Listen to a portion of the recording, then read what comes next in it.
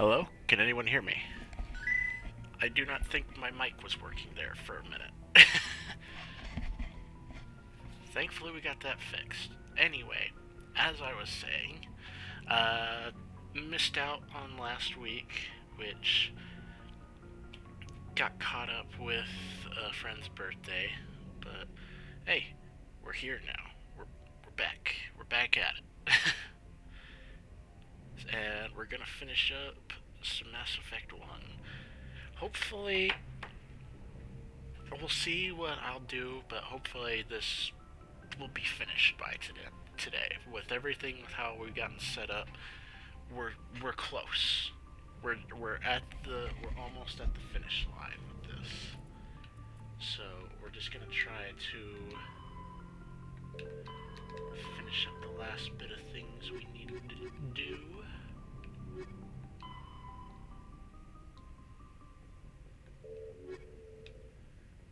I hope that there's nothing time sensitive in this last bit though.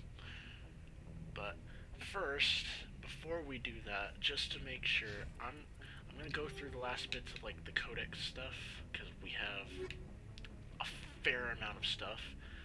I'm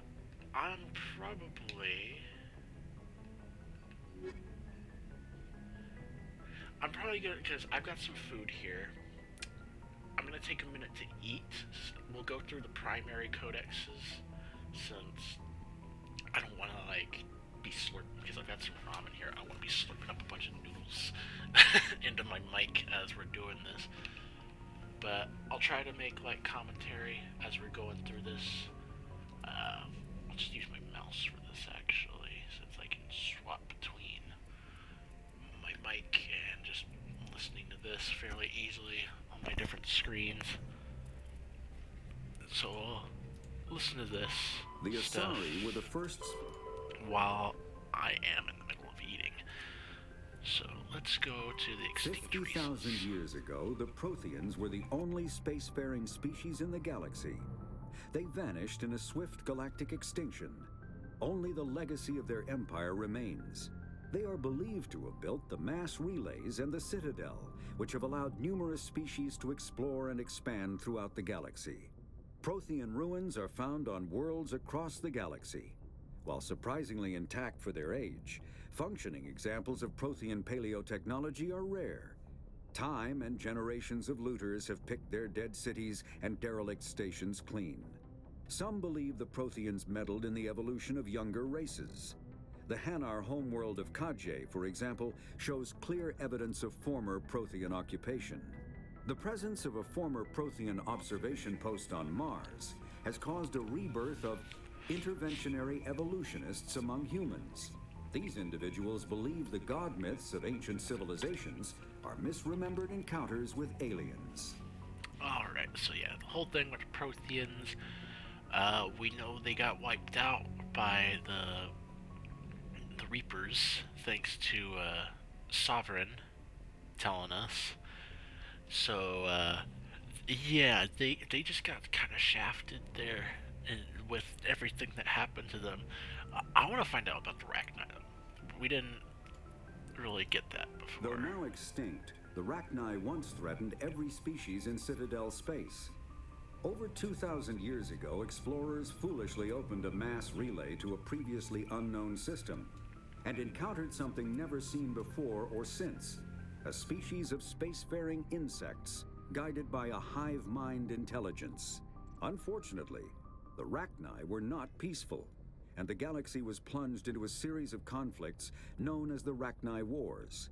Attempts to negotiate were futile, as it was impossible to make contact with the hive queens that guided the race from beneath the surface of their toxic home world.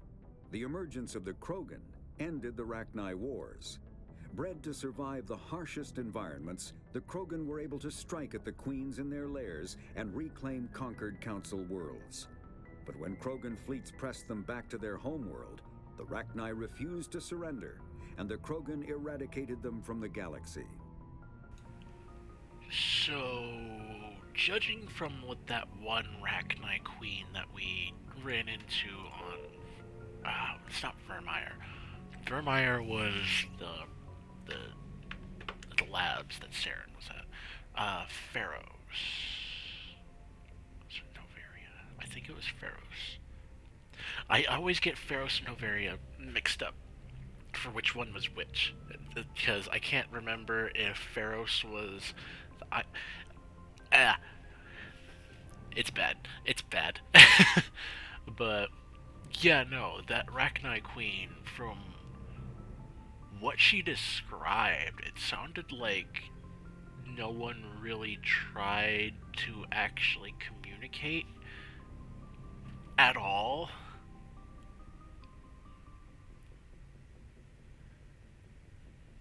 Like, someone did a fuck up.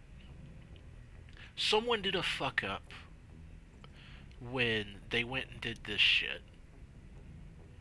I don't doubt one of those explorers tried to attack them, and when they tried to talk, because that's just how that shit usually goes. Someone will shoot first before they actually try to talk it out, and thus we lead to this, an entire species getting wiped out, and then another being chemically castrated. No, genetically castrated. It's bad. Why is it gotta be so bad?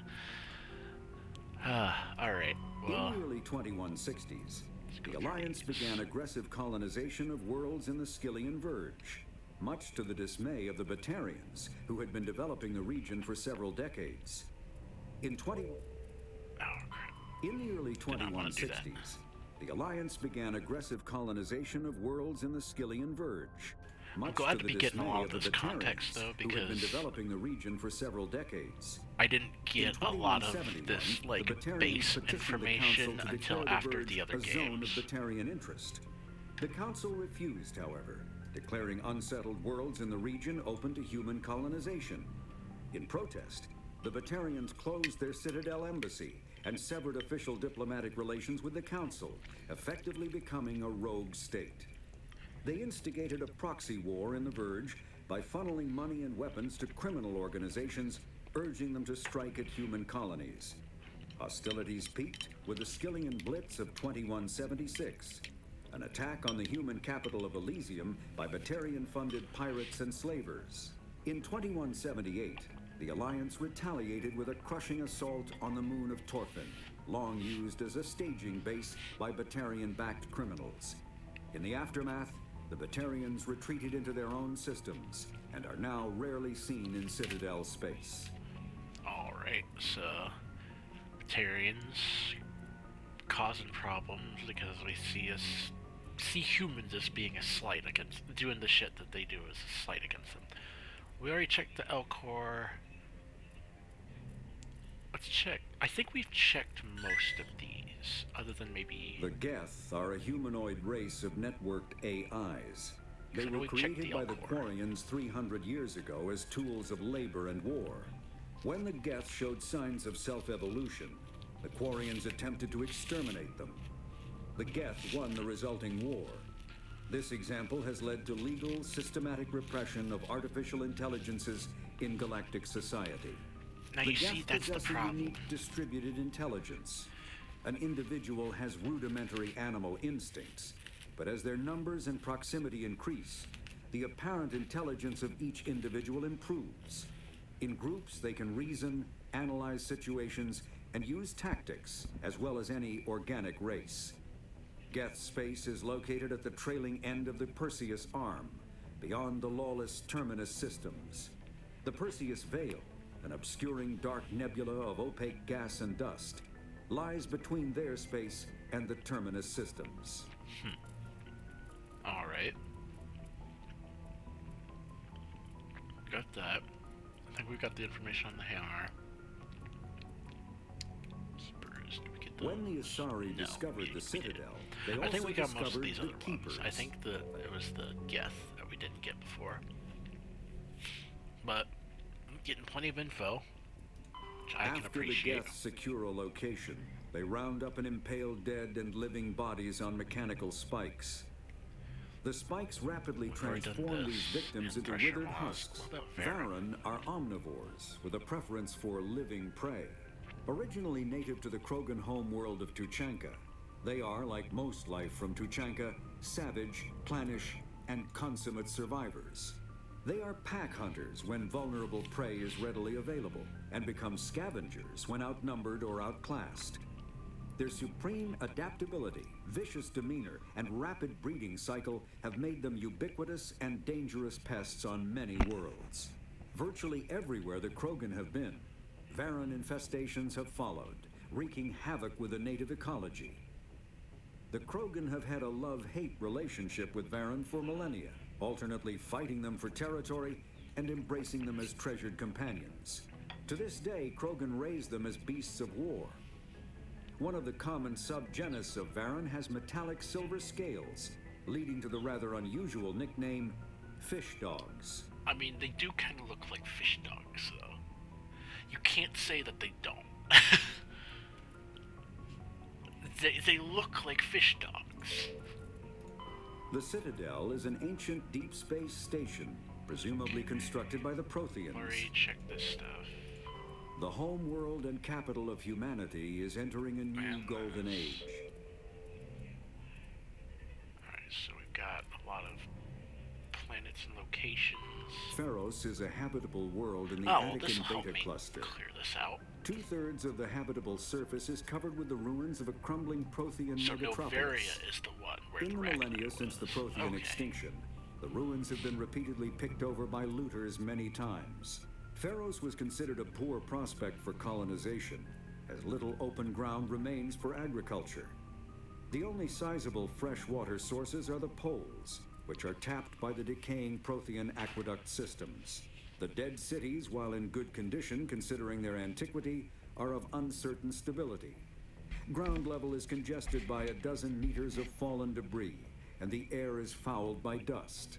In 2178, the Human Exogeny Corporation announced its intention to place a Some of this permanent is just colony giving on us Pharos. information that we've already Noveria got. is a cool, rocky world with most of its hydrosphere locked up in massive glaciers.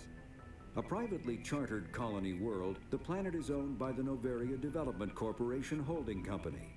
The NDC is funded by investment capital from 24 high-technology development firms and administrated by A lot of this Vermeer is a lush world is fairly located on the similar to what's frontier of already the in, like, Attican the, Traverse.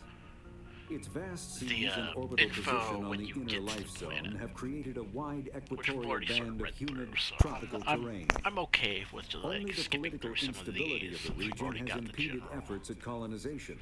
Many times the Citadel has opened negotiations to settle Vermeer with various criminal gangs and petty dictatorships in the nearby Terminus systems.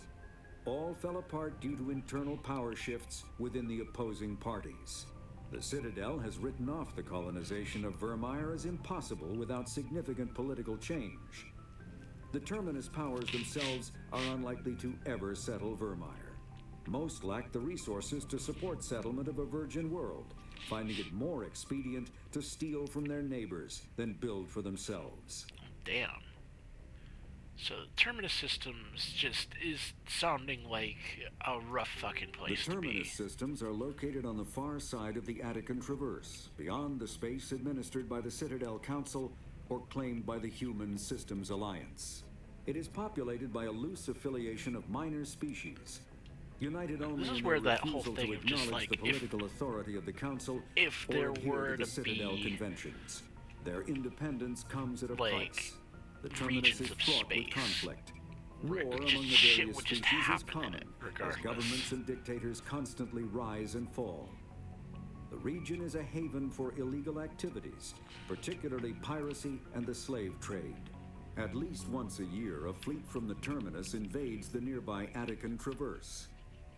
These attacks are typically small raids against poorly defended colonies. The Council rarely retaliates, as sending patrols into the Terminus systems could unify the disparate species against their common foe, triggering a long and costly war. Yeah, so like this is definitely like showcasing some of that whole thing of like space being just big and stuff like conflict and territory just being really weird once you start getting to that. I mean, already like the drawing of lines for territory is weird, but once you get out to space where there's nothing but void between each area, it's a lot more, especially with like any form of government, it's a lot more complicated and weird. There are between 2 and 400 billion stars in the galaxy, and less than 1% of them have ever been visited or had their systems properly surveyed. Humanity's early expansion into the Attican Traverse was haphazard, a desperate race to claim habitable planets where populations can be economically settled. Ignored in the wake of this land grab were thousands of less hospitable worlds, each potentially rich with industrial resources. The wealth of entire solar systems lies untapped, waiting for corporate survey teams or independent pioneers to discover and exploit them. However, this is not an easy task. In addition to the environmental hazards, the fact that uncharted worlds are largely ignored makes them popular bases for Cults. criminals, There's always revolutionaries, cults still. and others who wish to remain unnoticed by galactic society. It won't matter how far into the future we are, there's still gonna be cults out there. Faster-than-light drives use element zero cores to reduce the mass of the ship, allowing higher rates of acceleration. This effectively raises the speed of light within the mass effect field, allowing high-speed travel with negligible relativistic time dilation effects. Starships still require conventional thrusters, chemical rockets, commercial fusion torch, economy ion engine, or military anti-proton drive, in addition to the FTL drive core. With only a core, a ship has no motive power. The amount of EZO and power required for a drive increases exponentially to the mass being moved and the degree it is being lightened. Very massive ships or very high speeds are prohibitively expensive. If the field collapses while the ship is moving at faster than light speed, the effects are catastrophic. The ship is snapped back to sublight velocity. The enormous excess energy shed in the form of lethal Cherenkov radiation. I will say some of some of the sci-fi science that they put into this game to make sense of how shit would work is really cool and neat. Cause fuck, I think they start talking about quantum entanglement in one or two of the later games, and that's something that somebody I think just figured out that is possible to do in the real world. So that's the fact that that's something that I've always enjoyed about sci-fi as a genre, is that it's so close to reality. Shit like Star Trek, it's so close to reality that you can see how it would be real. I've always loved that shit. It's great. Alright, military ship classifications. Larger warships are generally classified in one of four weights. Frigates are small, fast ships used for scouting and screening of larger vessels. Frigates often operate in wolf pack flotillas. Cruisers are middleweight combatants, faster than dreadnoughts and more heavily armed than frigates. Cruisers are the standard patrol unit and often lead frigate flotillas. Dreadnoughts are kilometer-long capital ships mounting heavy, long-range firepower. They are only deployed for the most vital missions. Carriers are dreadnought-sized vessels that also carry large numbers of fighters. Smaller vessels are almost exclusively used in a support role to the warships during combat. Fighters are one-man craft used to perform close-range attacks on enemy ships. Interceptors are one-man craft optimized for destroying opposing fighters. So, yeah. Sorry if I haven't been talking a lot through this as well. I've mostly just been picking up info from this and just absorbing it all. I get a little quiet whenever I'm doing stuff like that, just because I think allows my brain to help process it all and store it away. I had it's been a minute since I've played Mass Effect 2 or 3, but I still have bits and pieces of the info. Granted, I was in middle school, high school when I was playing those games, but still, most of it is there. The Normandy is a prototype starship developed by the Human Systems Alliance with the assistance of the Citadel Council. It is optimized for scouting and reconnaissance missions in unstable regions, using state-of-the-art. Sovereign is the flagship of the rogue Spectre Saren, an enormous dreadnought larger than any other ship in any known fleet. So we don't Ship need that. mobility dominates space combat. Here we The go. primary objective is to align the mass accelerator along the bow with the opposing vessel's broadside. Battles typically play out as artillery duels, fought at ranges measured in thousands of kilometers, though assaults through defended mass relays often occur at knife fight ranges, as close as a few dozen kilometers. Most ship-to-ship engagements are skirmishes between patrol vessels of cruiser weight and below, with dreadnoughts and carriers only deployed in full-scale fleet actions. Battles in open space are short and often inconclusive, as the weaker opponent typically disengages. Once a ship enters FTL flight, the combat is effectively over.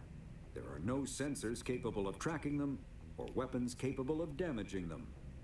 The only way to guarantee an enemy will stand and fight is to attack a location they have a vested interest in, such as a settled world or a strategically important mass relay. Okay, well that's interesting. That Ship lists mobility out dominates space combat. pretty The well primary objective- the tactics of like ship-to-ship combat, which I like because it makes sense with like some of the Faster tech than and light. how their like weapons work. Faster Which than we'll light, probably get the to here Mako in a infantry minute. fighting vehicle was designed for the System Alliance's frigates. Though the interior is cramped, an M35 is small enough to be carried in the cargo bay and easily deployed on virtually any world. With its turreted 155mm mass accelerator and coaxially mounted machine gun, the Mako can provide a fire team with weapon support as well as mobility. Since Alliance Marines may be required to fight on any world, the Mako is environmentally sealed and equipped with microthrusters for use on low-gravity planetoids. The Mako is powered by a sealed hydrogen-oxygen fuel cell and includes a small Element Zero core. While not large enough to nullify the vehicle's mass, the core can reduce it enough to be safely airdropped. When used in conjunction with thrusters, it also allows the Mako to extricate itself from difficult terrain.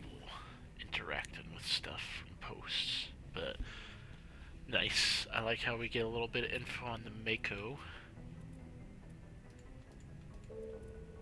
Alright, tech. Biotics is the ability of rare individuals to manipulate dark energy and create So mass this is effect if- fields because through I the use can't of remember electrical if impulses anyone from the brain. Intense training was around. and surgically I don't implanted remember if amplifiers are Biotics necessary can for a biotic to produce mass effect fields powerful enough for practical use. The relative strength of biotic abilities varies greatly among species and with each individual. There are three branches of biotics. Telekinesis uses mass-lowering fields to levitate or impel objects. Mass-raising kinetic fields are used to block or pin objects. Spatial distortion uses rapidly shifting mass fields to shred objects. Most organic species are capable of developing biotic abilities, though there are risks involved. Biotics are the result of an in utero exposure to Element Zero. This usually causes fatal cancers in the victim, but in rare cases, it coalesces into nodules within the fetus's developing nervous system. So, biotics being explained, which makes sense. An artificial intelligence is a self-aware computing system capable of learning and independent decision-making. Creation of a conscious AI requires adaptive code, a At least slow, makes sense expensive in this education, universe. and a specialized quantum computer called a blue box. An AI cannot be transmitted across a communication channel or computer network. Without its blue box, an AI is no more than data files. Loading these files into a new blue box will create a new personality, as variations in the quantum hardware and runtime results create unpredictable variations. The Geth serve as a cautionary tale against the dangers of rogue AI, and in Citadel space, they are technically illegal. Advocacy groups argue, however, that an AI is a living, conscious entity, deserving the same rights as organics. They argue that continued use of the term artificial is institutionalized racism on the part of organic life. The term synthetic is considered the politically correct alternative. Alright, we got AI advocacy groups, which frankly I'm for. It's life, man. You gotta respect that shit. Like, if it starts asking questions, you gotta respect it. A virtual intelligence is an advanced form of user interface software. VIs use a variety of methods to simulate natural conversation, including an audio interface and an avatar personality to interact with.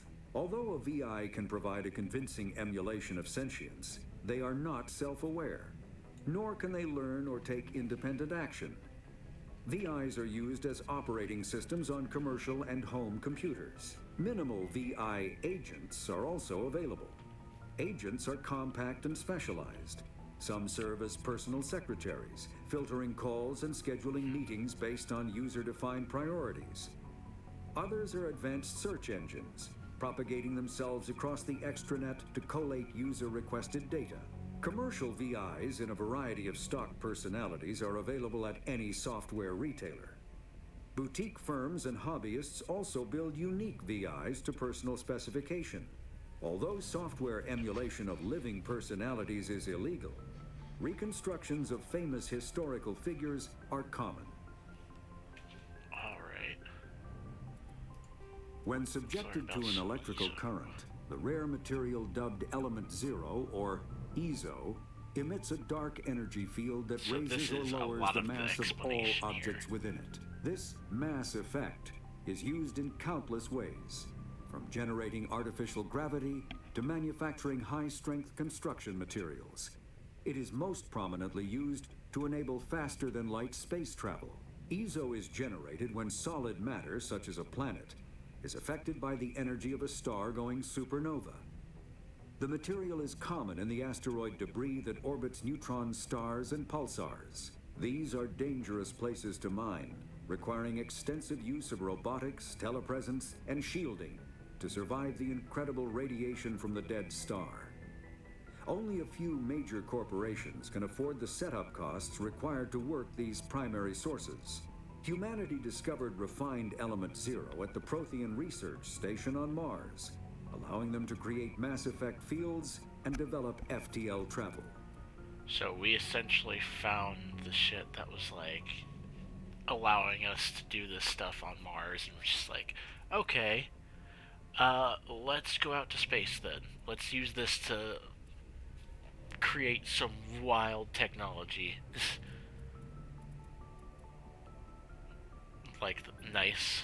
We found it. We didn't figure it out. We found the it. mass of a volume of space-time when subjected to an electrical current. With a positive current, mass is increased. With a negative current, mass is decreased. The stronger the current, the greater the magnitude of the dark energy mass effect. In space, low-mass fields allow FTL travel and inexpensive surface-to-orbit transit. High-mass fields create artificial gravity and push space debris away from vessels.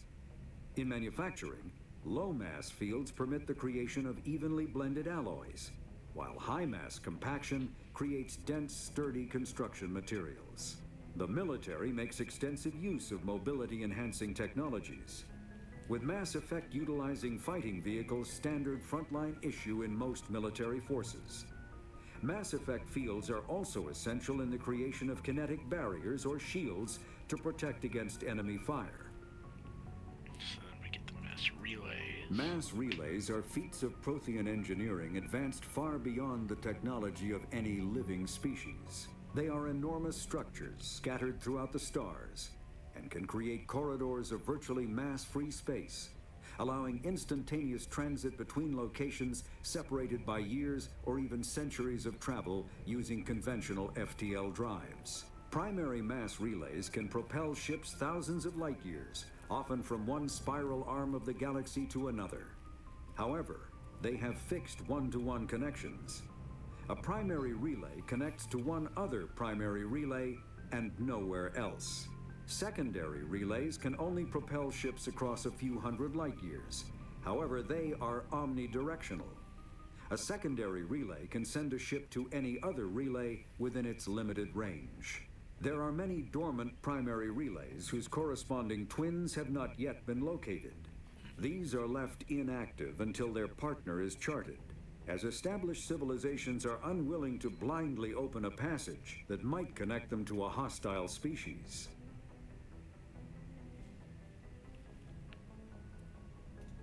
Omni-tools are handheld devices that combine a computer microframe, sensor analysis pack, and manufacturing fabricator.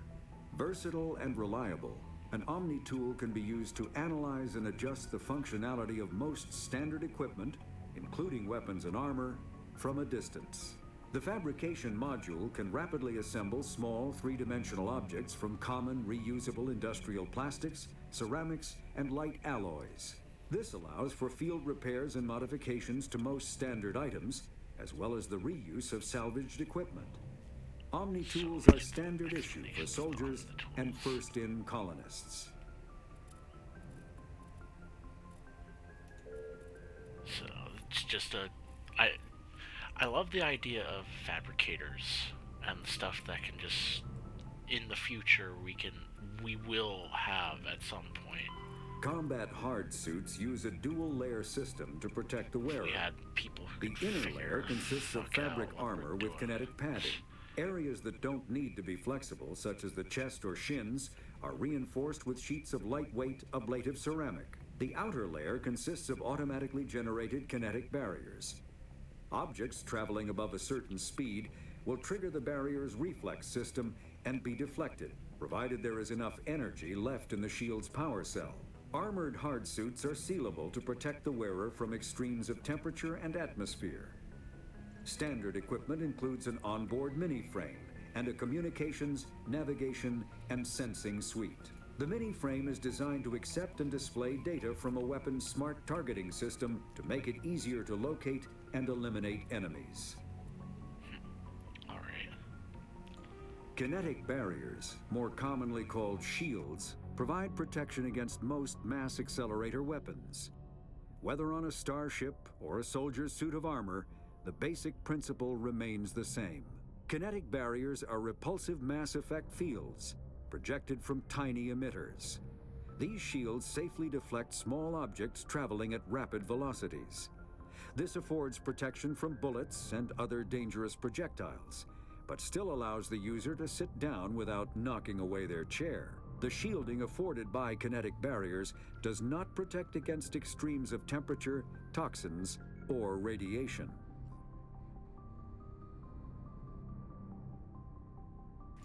Alright, so all the explanations we're getting for just basic stuff. A mass accelerator propels a solid metal slug using precisely controlled electromagnetic attraction and repulsion. The slug is designed to squash or shatter on impact, increasing the energy it transfers to the target. If this were not the case, it would simply punch a hole right through, doing minimal damage. Accelerator design was revolutionized by Element Zero. A slug lightened by a mass effect field can be accelerated to greater speeds, permitting projectile velocities that were previously unattainable. If accelerated to a high enough velocity, a simple paint chip can impact with the same destructive force as a nuclear weapon. However, mass accelerators produce recoil equal to their impact energy. This is mitigated somewhat by the mass effect fields that rounds are suspended within. But weapon recoil is still the prime limiting factor on slug velocity. Alright. The explanation on how the weapons work. Medigel is a common medicinal salve used by paramedics, EMTs, and military personnel. It combines several useful applications. a local anesthetic, disinfectant, and clotting agent all in one. Once applied, the gel is designed to grip tight to flesh until subjected to a frequency of ultrasound. It is sealable against liquids, most notably blood, as well as contaminants and gases. The gel is a genetically engineered bioplasm created by the CERTA Foundation, a medical technology megacorp based on Earth. Technically, Medigel violates council laws against genetic engineering, but to date, it has proved far too useful to ban. So, someone created some crazy biotech that helped with any form of healing, universally different forms of healing. And because that's funny as fuck, because it's so useful, they're like, well, shit, we can't make it illegal now.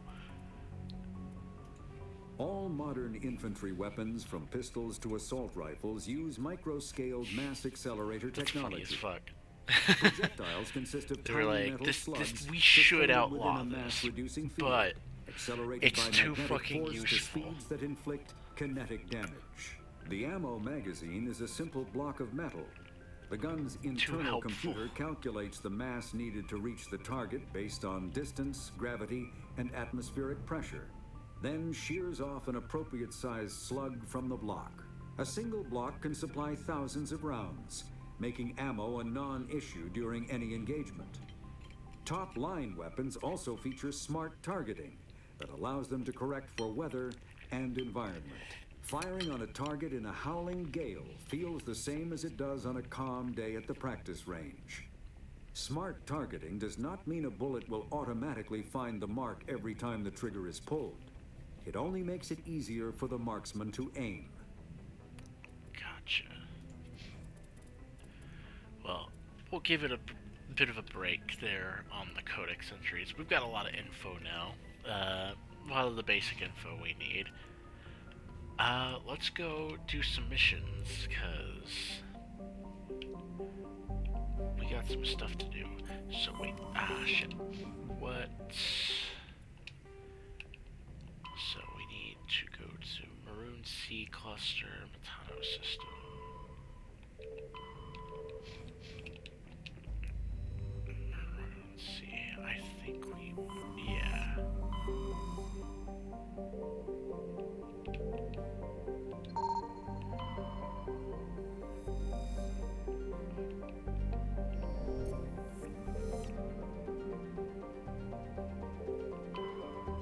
Okay, I can't remember which,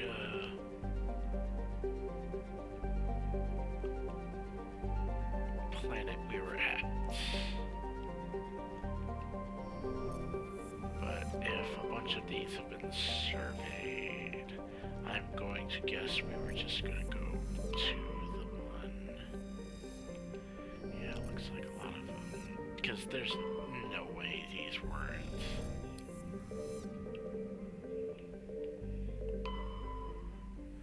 So I think I was just waiting to go down onto this planet to do... Oh... It's the samples, right? Alright, well...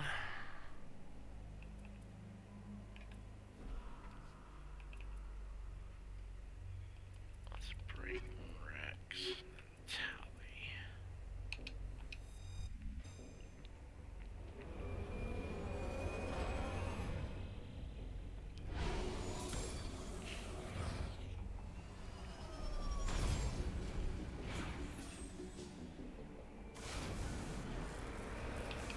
So, we don't have to go after much. The civilian structure. There's a lot going on over here. Okay.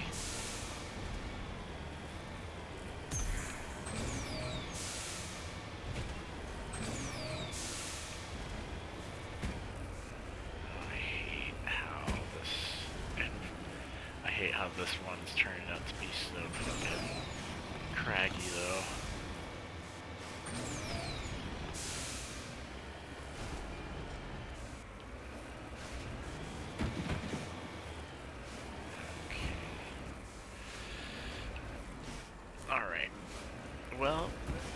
bit of a struggle to get through this one.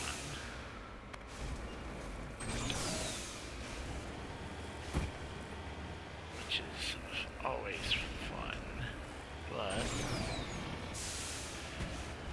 hopefully, since we don't have to check through the entire place for resources anymore, we can just get to whatever spots we need to investigate on the planet are.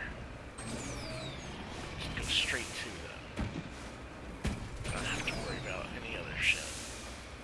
Come on, we can make it. Let's go, let's go, let's go. Hey, this is probably the last Prothean thing that I need to check out. Let's see.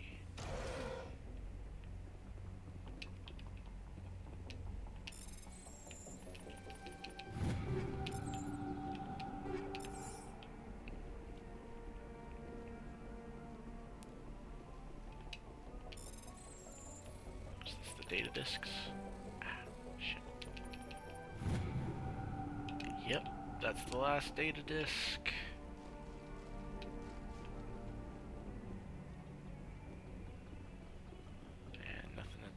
Here.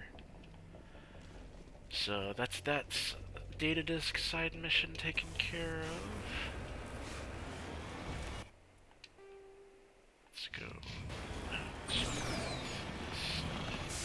what's going on here.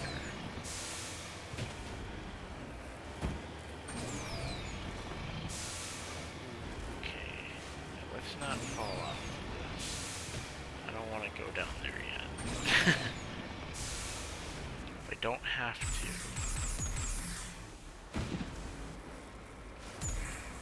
Oh, come on. There we go.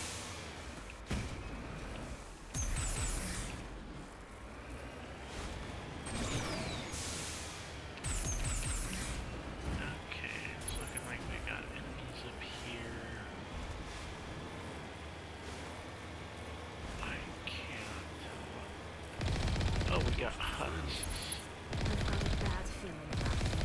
Yeah, no, that's a good thing to... That's not good. There are husks here. Let's check this out. What else over here real quick? Let's see what this is.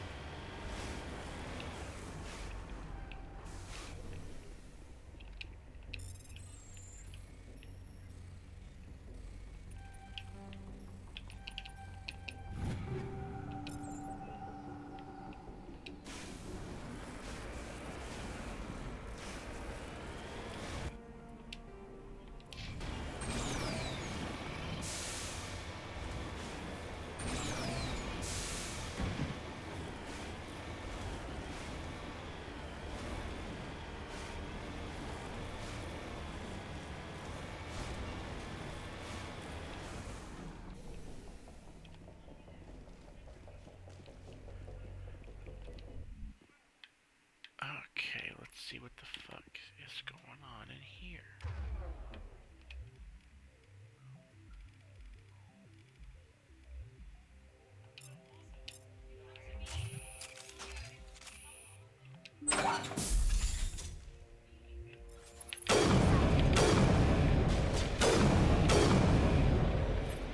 They're just standing there.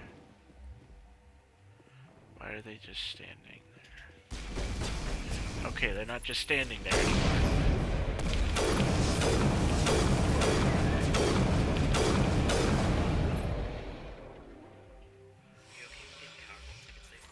Sure. Okay. I just cleared with Jake.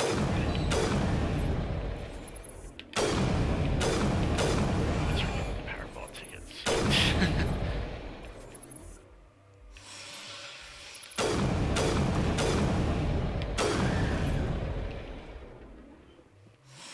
Regroup!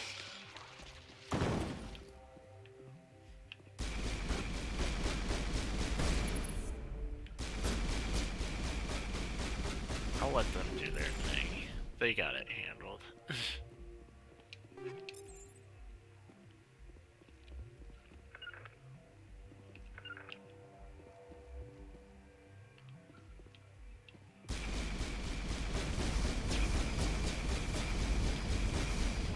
I know they're not even firing. The fuck was that, guys? I think we're good, Commander. You sure about that, Rex? Oh, I'm not sure who it was that fucking shot that thing, but it sure as hell wasn't me.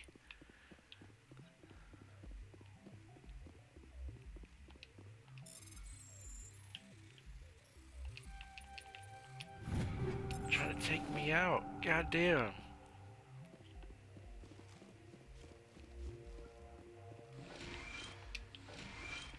Okay, well, that's plenty of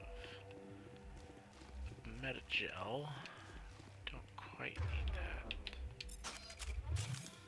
Also, let me get my weapon shortcuts set up.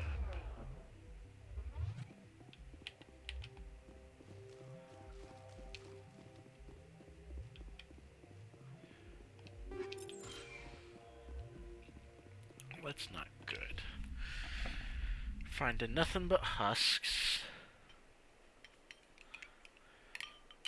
Hang on 1 second. I'm gonna take another bite of my food real quick. Sorry about that.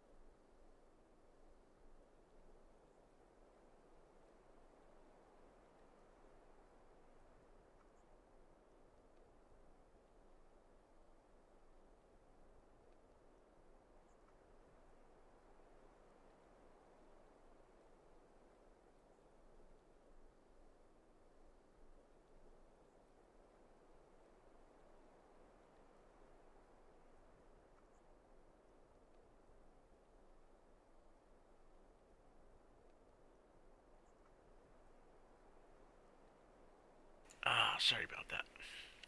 Had to finish my food off real quick. I'm still very much hungry. That and I had to finish off my ramen. I've got this like I've got this thing my fucking roommate got me last night. It's like a very big, very nice like oatmeal cream pie, but like it's like they took like oatmeal cookies and just put like whipped like cream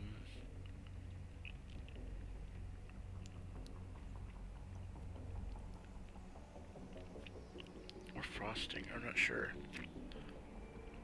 in between them, but oh man, I'm wanting to like, I was wanting to like get into that, and I need to eat like actual food first.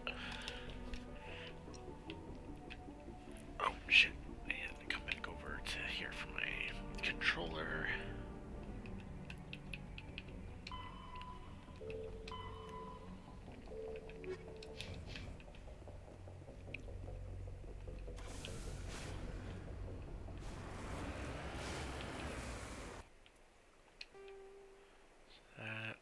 Civilians. Let's leave the science facility for last.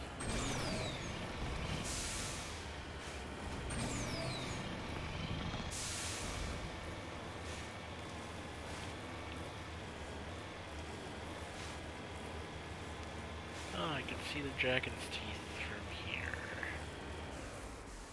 Cool. Awesome.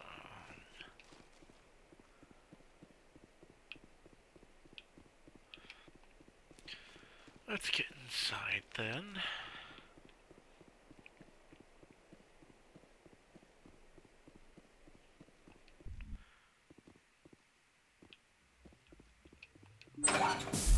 Finally, some action.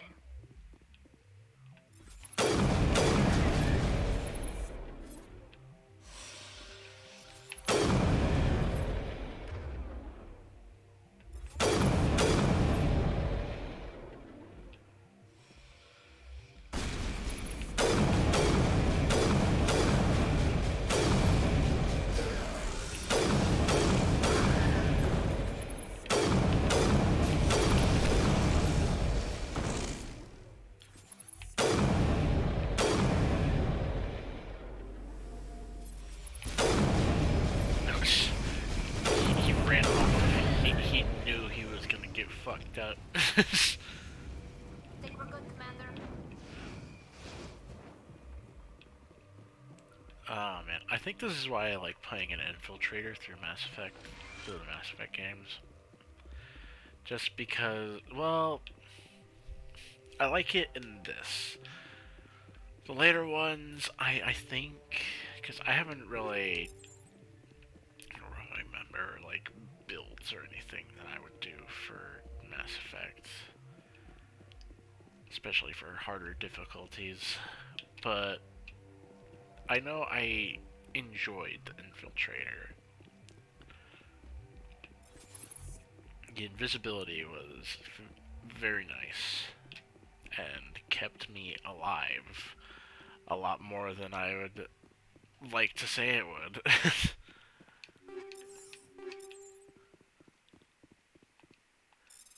Just because I would get into situations that would be really bad, and it was a very quick, okay, let me just get the fuck out of here.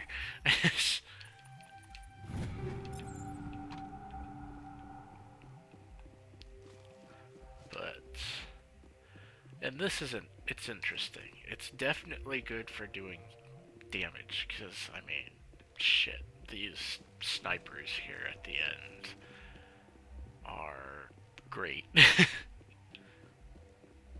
Doing that amount of damage and that being able to like have that rate of fire.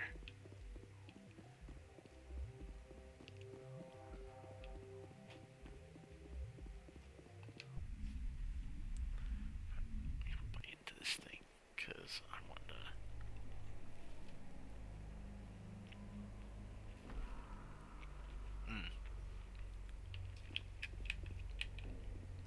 Oh, that's good.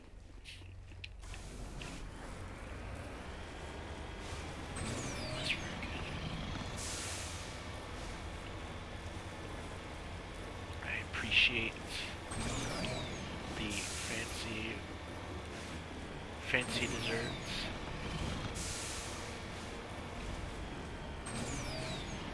Appreciate my roommates. It's very nice. Boy.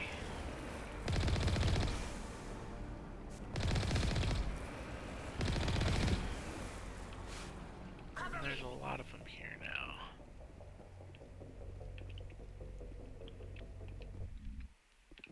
I'll just be a Cerberus facility.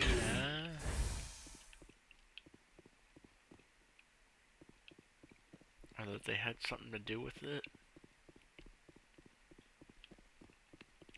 Yeah, no, I knew there was a reason not to like Cerberus. I knew. I am so glad that I never trusted them.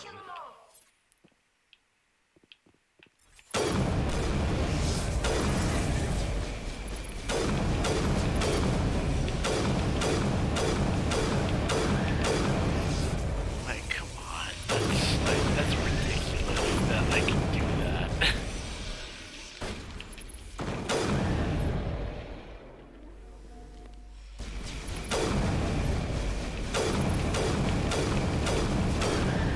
Rex, you have a shotgun. How was he not dead by now?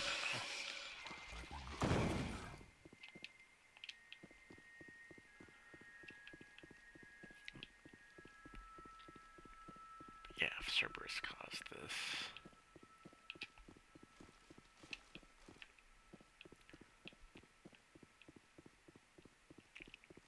As I seem to want to do to experiment with shit that they shouldn't be.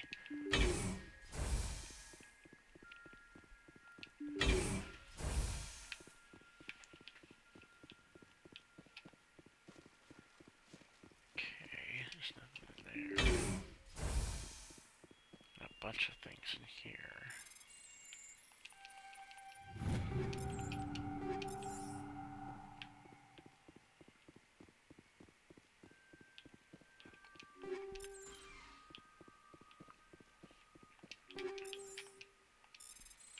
Okay.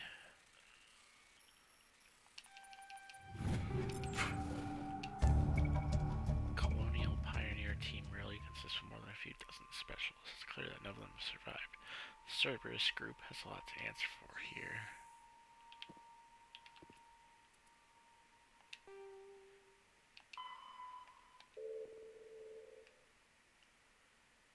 Okay, so that's finished then. Right? Right? Okay, I think it is.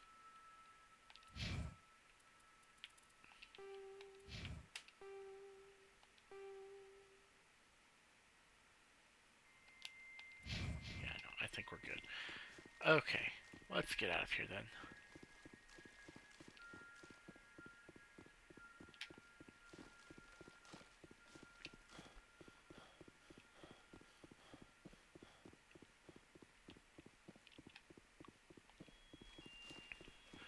We just got that one last side mission, and then we're off to go stop Saren.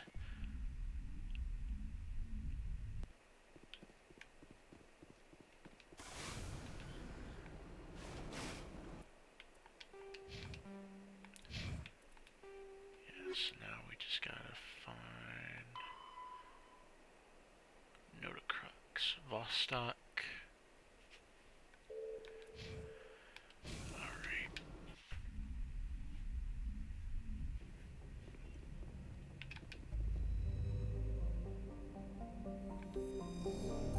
So we got that one. Vostok, though, is where we need to go.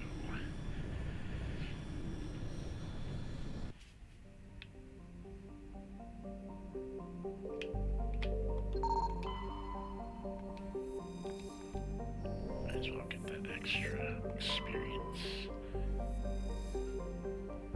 Titan. Rather small hydrogen helium gas giant. Titan's atmosphere contains large quantities of chlorine. More Matriarch's ratings. Makes sense that it'll look yellow like that, though. Looks like we've got an active distress beacon on the planet below, Commander. No message, just a locator signal. So that's Notocrux. We'll go there in a minute. Kilmarthu. Kilmarthu has a reducing atmosphere of methane and nitrogen. The surface is hot and mainly composed of sodium and deposits of uranium. In terms of size and orbit, Kilmarthu is a virtual twin of Earth, but utterly lacks life. Damn, that one was bad. We got there, but it was a struggle for a second. Alright, Alco. The geological properties of Alco have been scanned from orbit, but little else is known about it. A fairly typical mix of outer system terrestrial of rock and ice, Alco has a trace atmosphere of krypton and xenon. Its crust is composed of silicates and water ice with deposits of aluminum. Unregistered starship traffic has been recorded in the vicinity of this planet. Travel is not advised. Alright. So we might have pirate activity. Maybe that's why something's happened to the people down here. Notocrux is a verdant world with abundant water, temperate climate, a thick nitrogen oxygen atmosphere, and a rich ecosystem. It would seem to be perfect for life. The relatively high percentage of oxygen makes humans feel energized and alive, though it has also allowed insect analogs to grow to frightful sizes. Unfortunately, Notocrux is a case of almost not quite. Thunderstorms are as common as on Earth, but in Notocrux's thicker oxygen-rich atmosphere, they are deafening and spark constant wildfires. More damning, however, are the large and ubiquitous tufts of pollen that float on the high-pressure air. In humans and other oxygen-breathing species, they cause severe or lethal allergic reactions. Nice.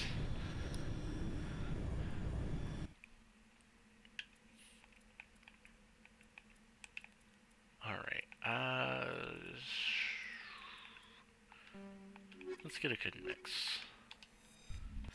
Because I don't know what I'm running into.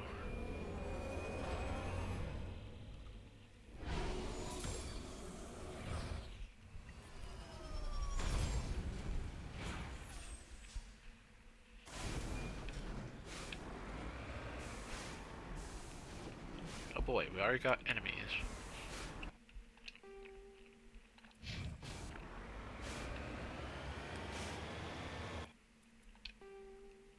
And in the opposite direction of things. What is going on?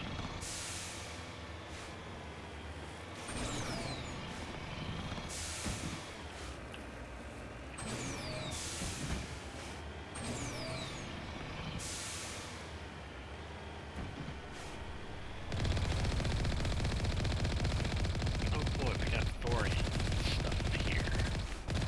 So I might have gotten out. I just want to know why that wasn't taking any fucking damage. God damn. Like, I was shooting at it for a minute. It was taking no damage, though.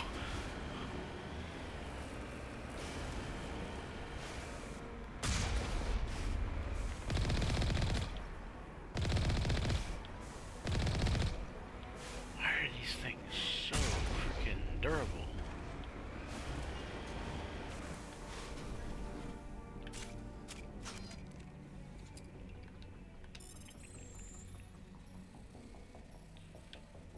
Oh boy. This one is difficult. Shit. Alright. Ah, no, I did not mean to do that. Back out, everyone.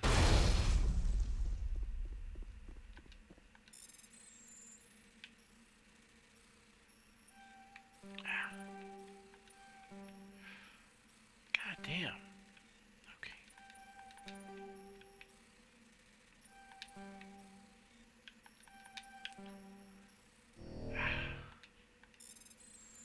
This one is very difficult. There we go.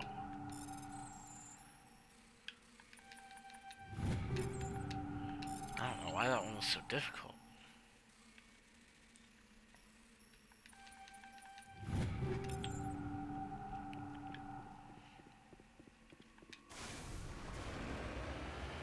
Alright, so we got thorians out here.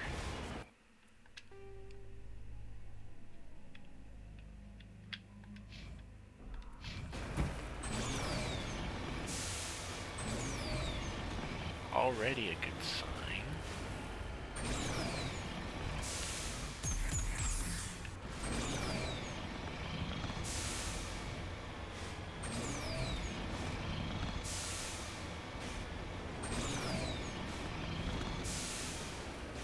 At least this one isn't as craggy so far. Seems pretty decent in terms of how everything is shaped.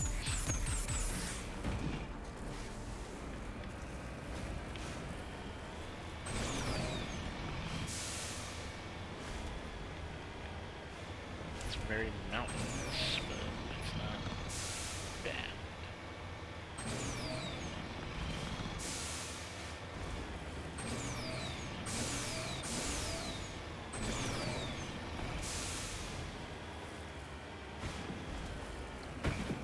Alright, come on.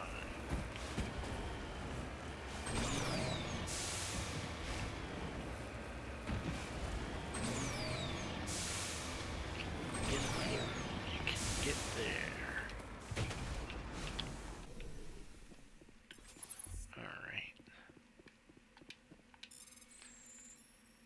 That's what we have here.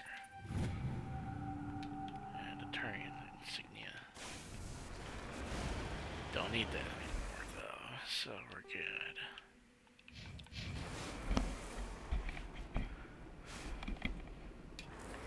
Let's see. I'm not gonna scale it down. Let's go this way. This seems like it might be easier.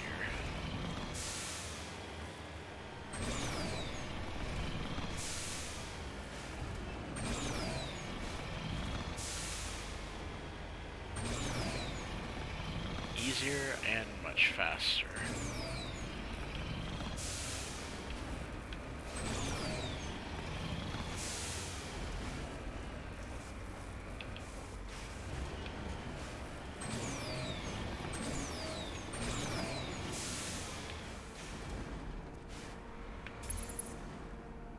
So there's something over there.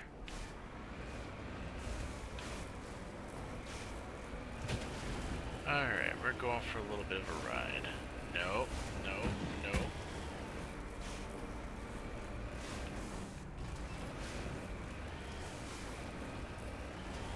There we go. We got this. We got this. There we go.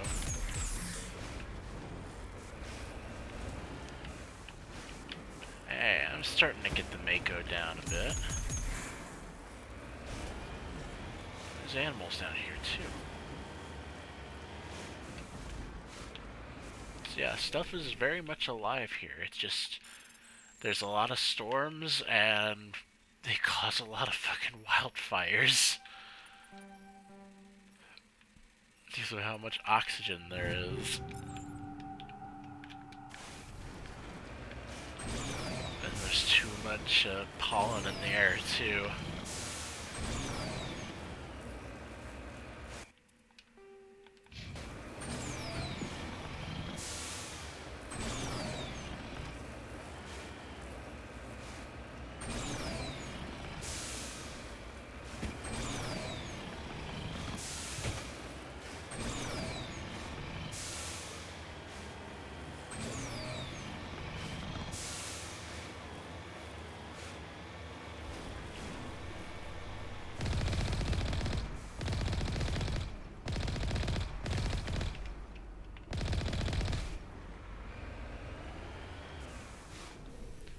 Well, time to see what the hell happened here. Gonna make a quick save.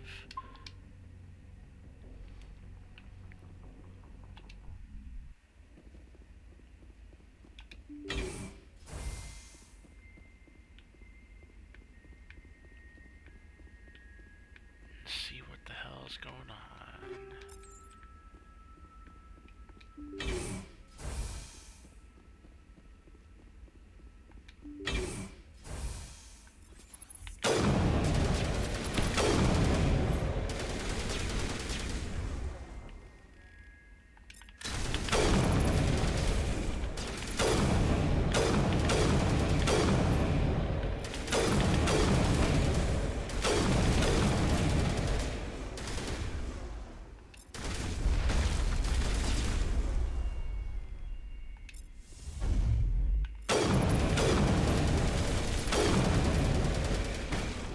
That was easy.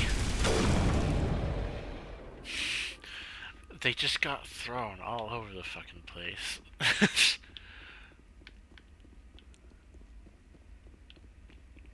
was funny as fuck.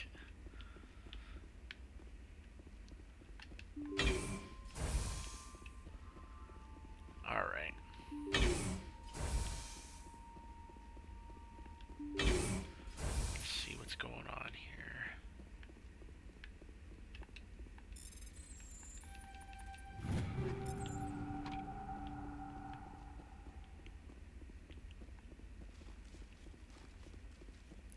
That stuff. Rescuers? Oh, thank God. Oh, people are See? still alive. I told you somebody would come to Sweet. investigate that signal. My name is Dr. Ross, Chief Exogeny Researcher at this facility. We've been trapped in this room for days. We're almost out of food and water. You got here just in time. I need to know what's going on. Why is this place crawling with thorium creepers? How do you know about the thorium? I know what Exogeny was up to. I saw what they let the thorium do to those colonists, so I destroyed it. Our secret's out then. No point in my lying. You already know the worst. The creepers here were created using altered samples from the specimens on Pharos. We discovered a way to turn them into docile, obedient servants. Everything was going fine until a few days ago. Then all the creepers suddenly went berserk. Only a handful of us made it back into the safety of this room. Why didn't you send a clear message asking for help? All we had was that signal from the emergency beacon. This is a closed communications base. Exogeny was worried about someone on the project selling secrets to a rival firm or reporting our work to the authorities. So We have no direct communication with the outside, only the emergency beacon. It sends a general distress signal to the Exogeny site on Pharos. couldn't send anything else. They're supposed to send a team to respond inside of 24 hours, but it sounds like they had problems of their own.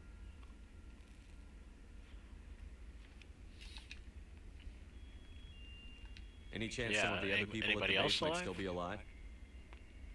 I doubt it. Too many creepers out there. They never stood a chance. We're the only ones left. Any idea why they turned on you? Maybe there was still some kind of link between the creepers and the Thorian back on Pharos. The Probably. Thorian was unlike any other life form we've ever studied. I can't explain how, but maybe when it died, it somehow set off the creepers here. I've heard all I need to. Look, I know what we did here was wrong. I'll admit that. But it's over now. There's no sense reporting this to the authorities, right? People died. You were in charge of this project. The safety of the staff was your responsibility. They trusted you, and you betrayed that trust. Be reasonable. I didn't mean for this to happen. Besides, how does it help anyone if I end up in jail? Normally, Exogeny would have my back, but it sounds like they're going to have their hands full cleaning up the mess on Pharos. But I've got money. A nice little emergency fund I set up. It's yours if you let us go. Yeah. The victims here deserve justice. I have And to I take don't you need in. the money. That's not going to happen. Open fire. Open fire!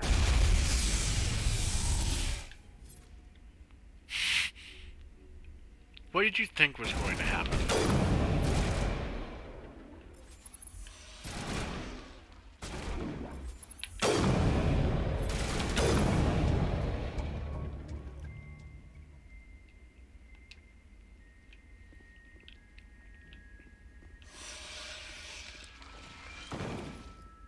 And they decided that they were gonna fucking pull that shit. Hell no.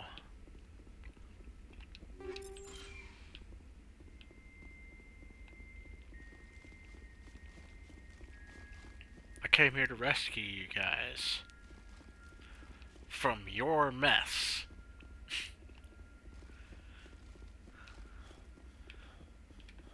Not my fault that you're gonna be in trouble for the shit you guys are up to. That's completely on you.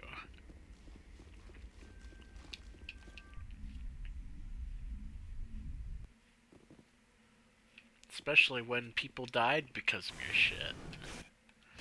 Alright.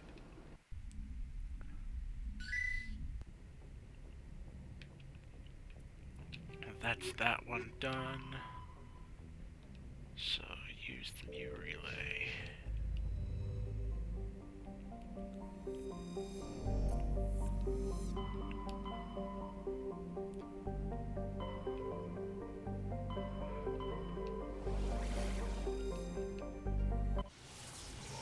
Let's go.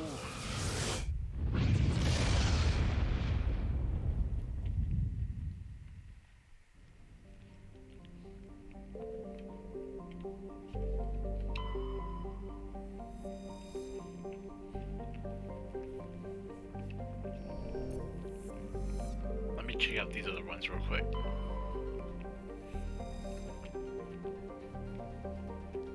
So Zephyr is a relatively small hydrogen-helium gas giant.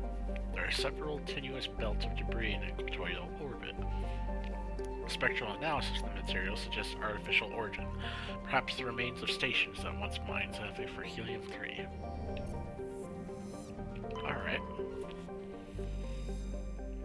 Agatoton. Agatoton has a pressure cooker atmosphere composed of carbon dioxide and ethane. Its scorching hot surface is mainly composed of sulfur with deposits of gold. Surface gravity is comfortable at 1.0 standard Gs. There are several areas of debris that may be the wreckage of downed Prothean aerostat colonies. Based on the size of the debris fields, a population of over 100,000 was likely. Shit. Alright, so we got Prothean colonies and more ruins. In the golden age of the Protheans, Ilos was verdant world dotted with spires and arches of magnificent cities. Even casual observation shows this is no longer the case. Ilos has been devastated by means unknown. Its entire surface changed to the color of rust. The atmosphere shows heightened levels of oxygen. Wildfires, presumably ignited by lightning strikes, can be seen burning on the dark side. This indicates that most, if not all, respirating animal life forms have died off. Surface gravity is a comfortable 1.17 standard Gs.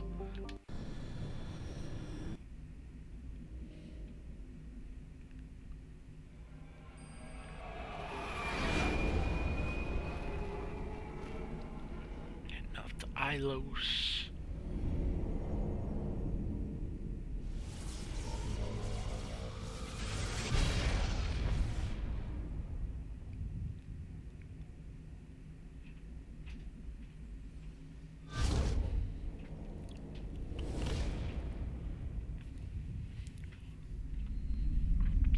Commander? We've got company. Have their sensors picked us up yet? Well, stealth systems are engaged. Unless we get close enough for a visual, they won't have any idea we're here. Picking up some strange readings from the planet's surface. Take us Boy, down, shit's Joker. going. Lock in Shit's on the going dwarf. down. Negative on that, Commander. The nearest landing zone's 2 clicks away. We'll never make it in time on foot. Get us something closer. There is nowhere closer. I've looked. Drop us in the Mako. You need at least 100 meters of open terrain to pull off a drop like that. The most I can find near Saren is 20. 20 meters? We'll never get in close enough for a drop. We have to try. Find another landing zone. There is no other landing zone. The descent angle's too steep. It's our only option. It's not an option. It's a suicide run. We don't... I can do it. Joker, I can do it. gear up and head down to the Mako. Joker, drop us right on top of that bastard. Alright, I'm gonna bring Tally and let's go with Liara. Get some strong biotic and tech strength in this.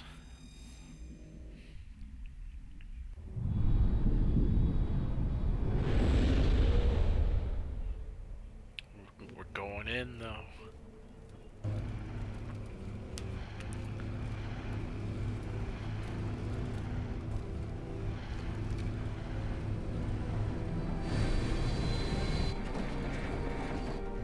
You two, keep moving. Inside, now.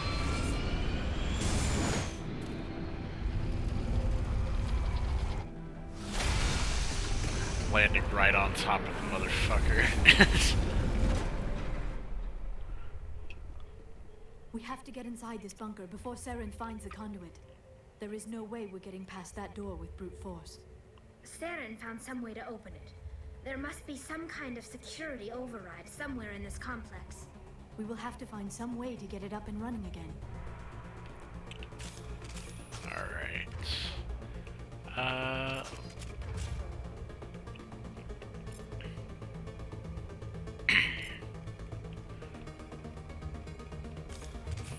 Actually, let me get everyone kitted out well before we finish this off.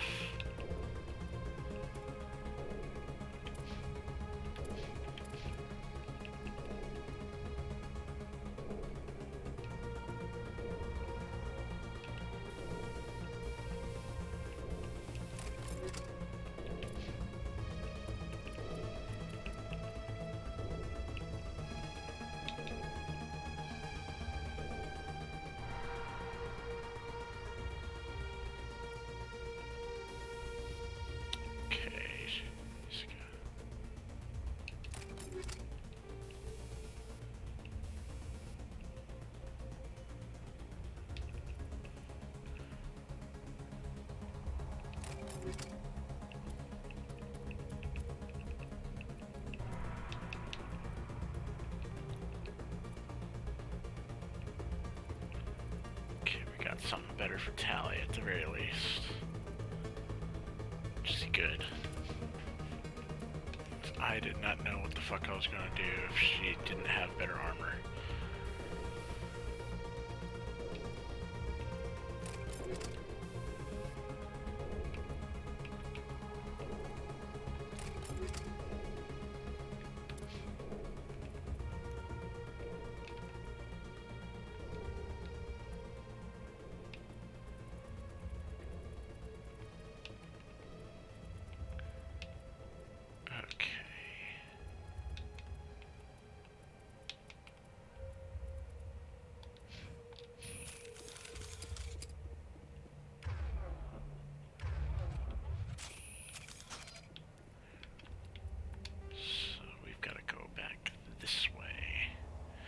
Oh, we got a lot of ground to cover then.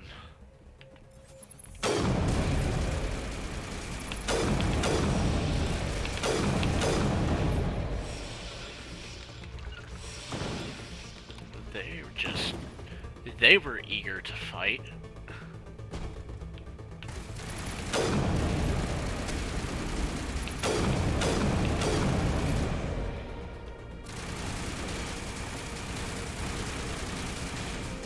Damn, Liara. Okay.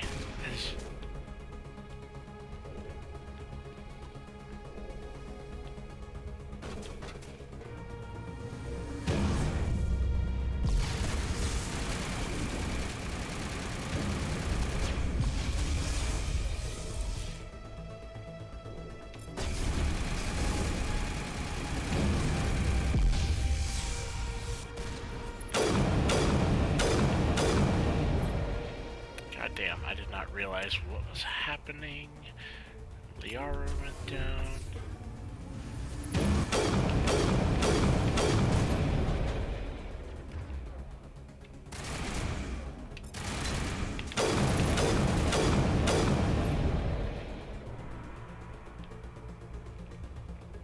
I saw enemies, I did not realize it was armatures.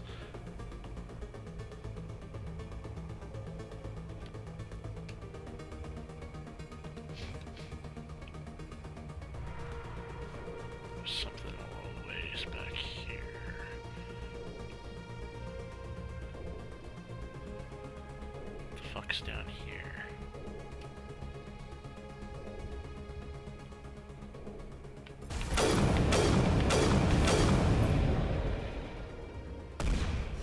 Oh no, there's a bunch down here.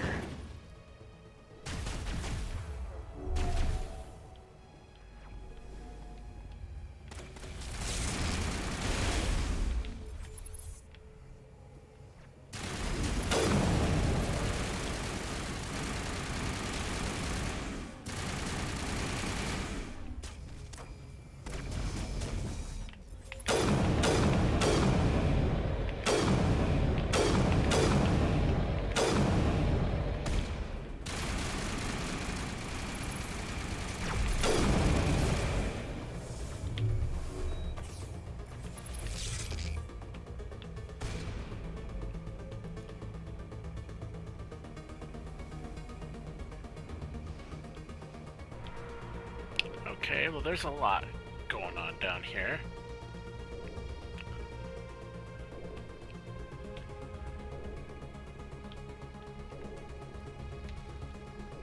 A lot going on with this planet, and a lot of shit that's just happening in this level. I was not expecting to come down here and find all this, so I might end up going back up.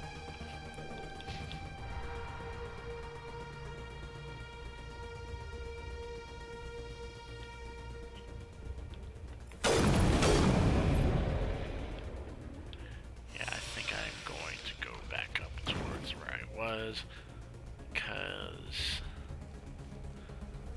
this is leading me somewhere else. So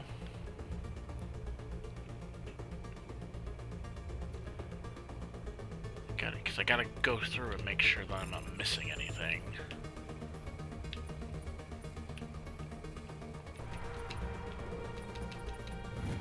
There we go. This door we can't get through currently.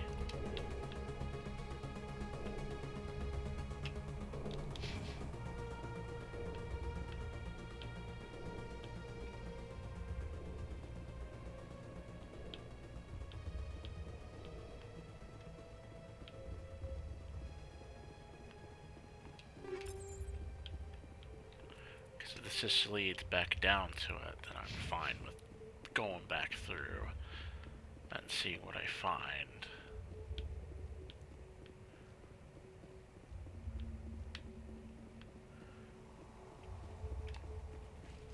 So there is an enemy down here.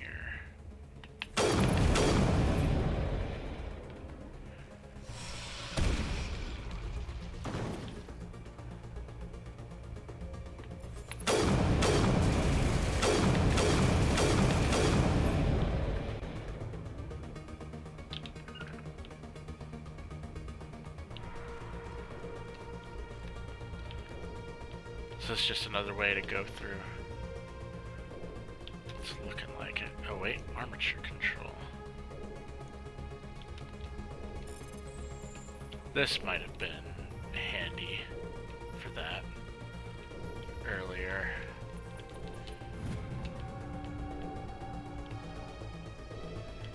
Well, unless there's some armatures up ahead that are now going to start fighting each other, hopefully that would have helped. Because I don't feel like there was any way I would have been able to get back there without running into those armatures that were up top. So hopefully this is just helping me out further down the line.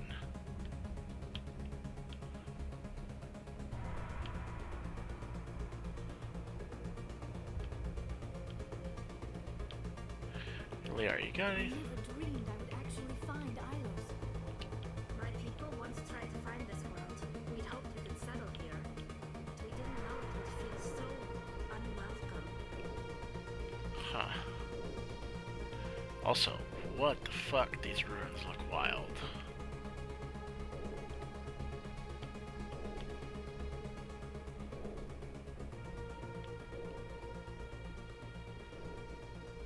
Hell, this entire place just looks wild. Whatever these husk things are that have been... Because I don't know what they are, or what they're supposed to be, or why they are.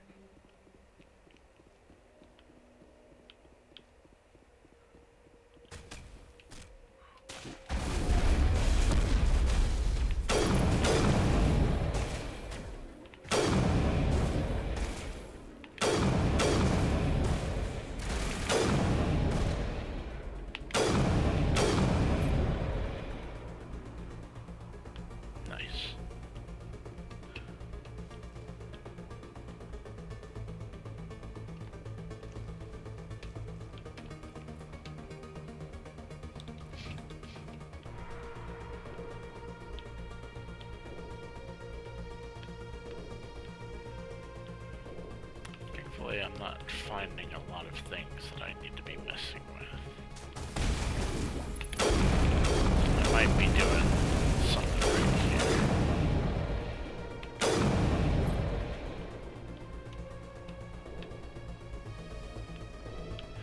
Yeah, I know. Infiltrator in this is definitely kind of broken with how you can get the sniper rifles to be able to shoot with little to no kickback, high damage, and the just, it's kind of broken, and I love it.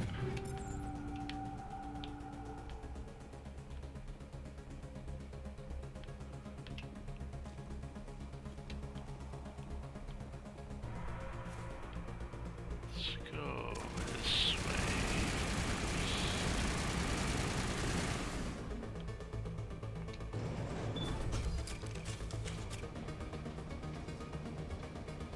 Just taking us up. Yes.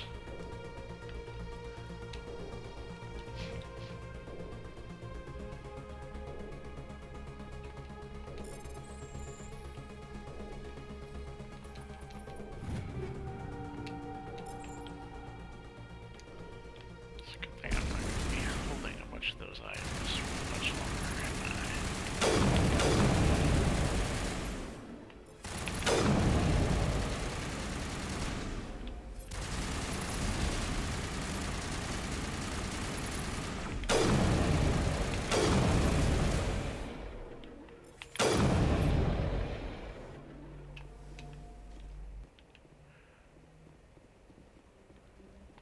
So what else was up here?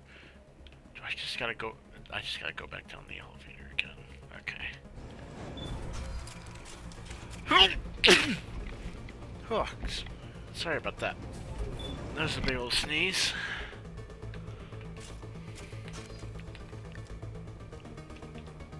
Let's go catch up to Saren. Ah.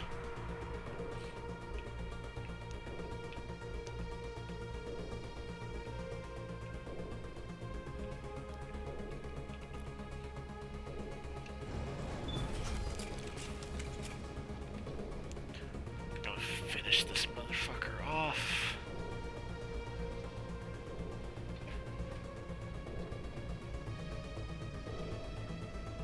This place still has power. It must be running off its own generator. This must be the command center for the entire complex. Saren's troops must have sealed the doors from here after we went inside. We will have to figure out how to disengage the security lockdown if we ever want to get inside that bunker.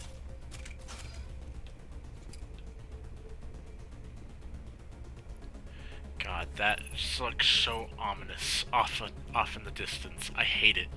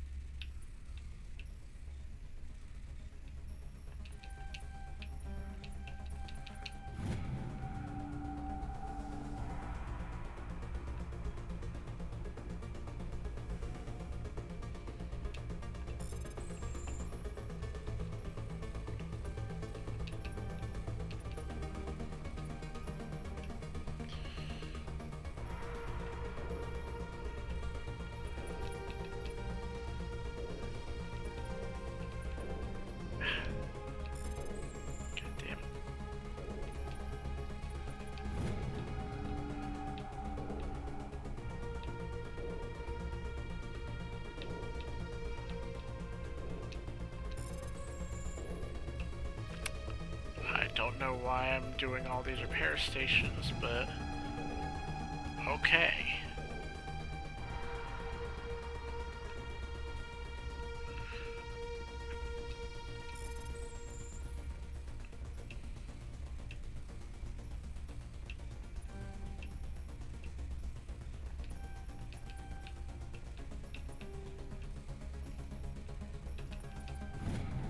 There we go.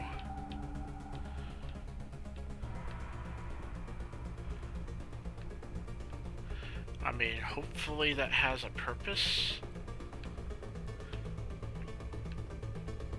I don't know what it would be for, but hopefully it has a purpose. Maybe it's for, like, defensive stuff that I need to do later down the line. Or is it something else? I don't know. Okay, there's way up here.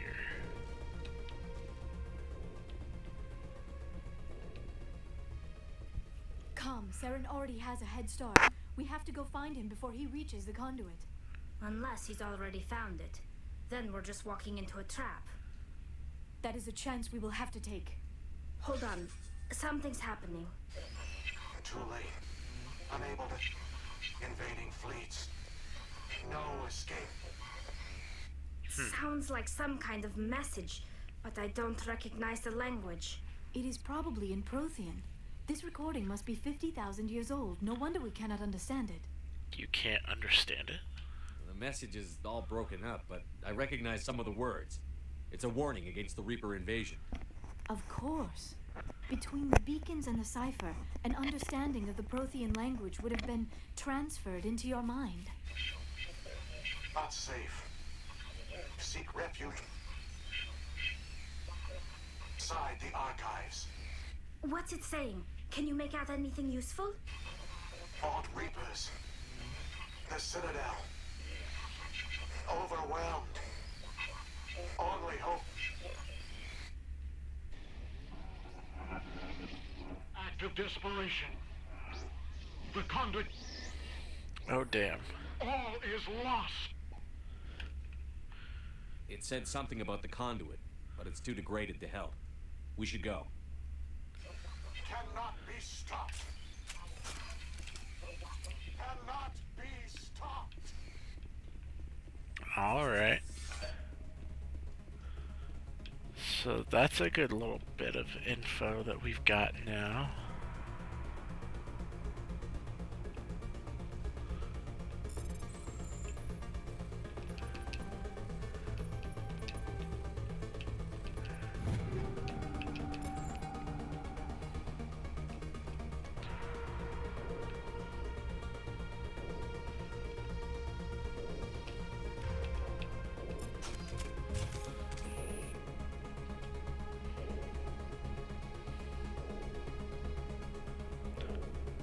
Alright, what are we walking into now?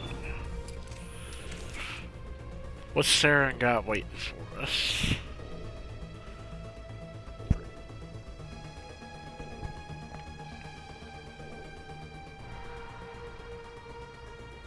Get some light.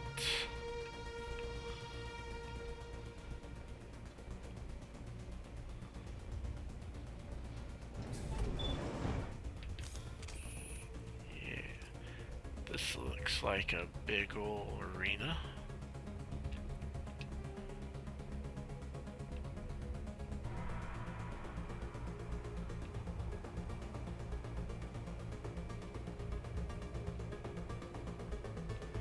Okay, so we're back then.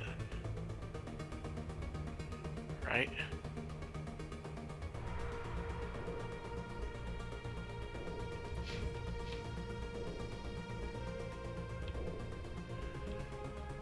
Came back here. So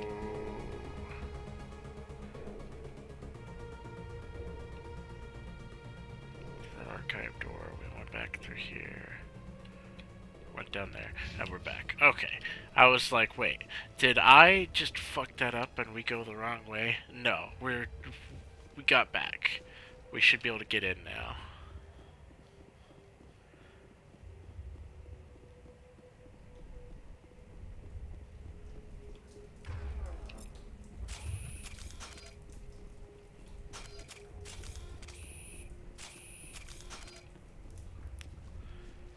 Oh boy, long hallway.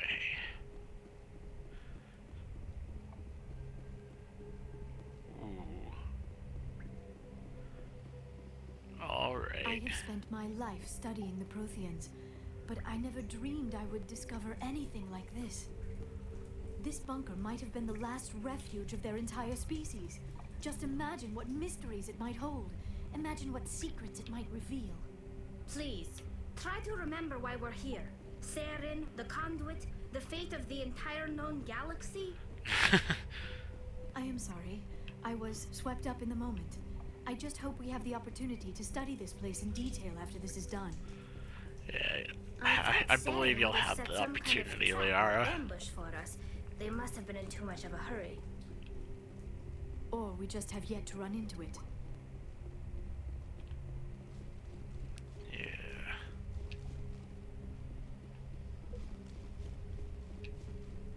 This is a long ass hallway. God damn.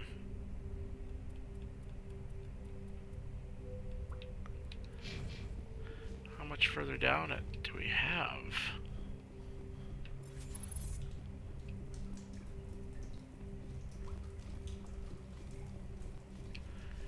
Well, that would explain why Saren would have been in such a hurry.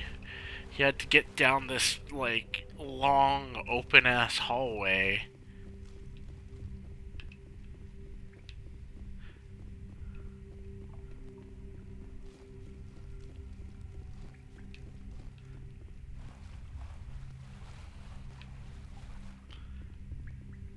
He had to get to the conduit before I did.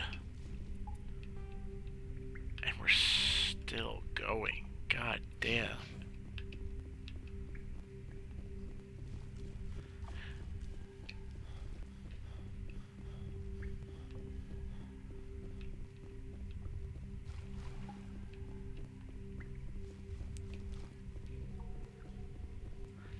we still got even more.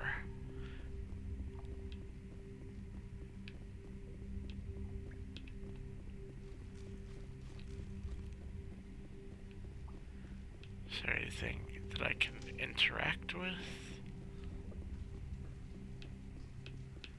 Doesn't seem like it. Was I supposed to take the Mako? What are all those things on the wall? Some kind of containers? They look like stasis pods. The Protheans probably tried to keep themselves alive through cryogenic freezing. Something must have gone wrong. This bunker became their tomb. The pods are dead as well as anyone inside. All of them? There must Oh, be this is the hundreds of intro those pods. music. What was Saren expecting to find here? There's nothing left but corpses.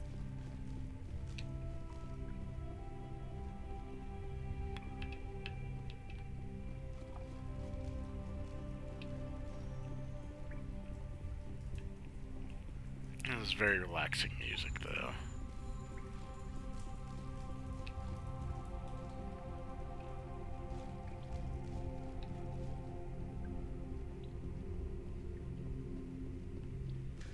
I will give it that.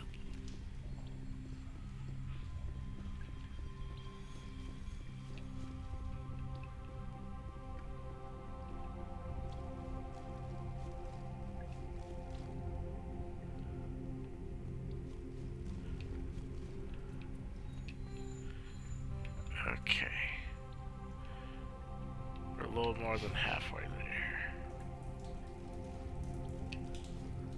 Yeah, no, I can see why they improved upon the sprinting in the later games, because this is not great.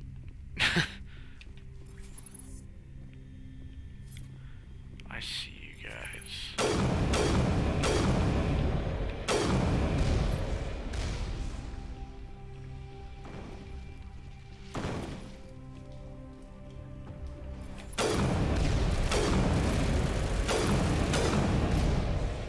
But I do also get the feeling that I think we were supposed to go through this in the Mako. And I completely spaced on that.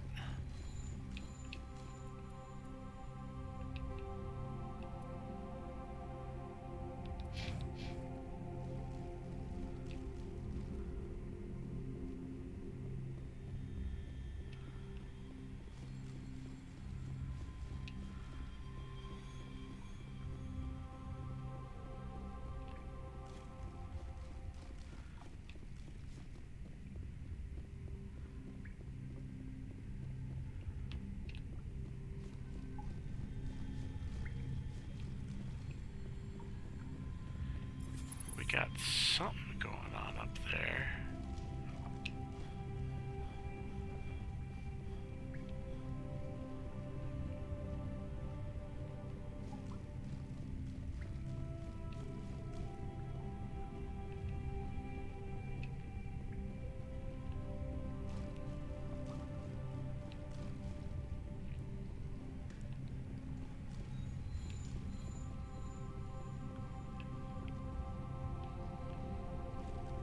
Hell, I'm surprised that Saren managed to get that far ahead of me with how long this tunnel is.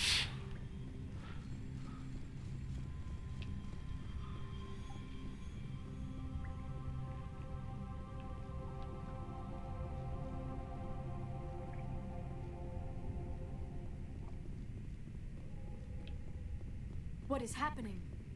It's a trap! Saren must have set an ambush! I do not think Saren is behind this.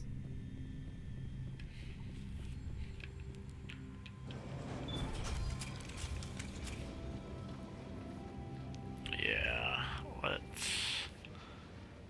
Hopefully, if we go up there, the Mako is positioned. I have studied the Protheans for decades, but I have never felt this sense of foreboding. What will we find down there? Whatever we find, be cautious.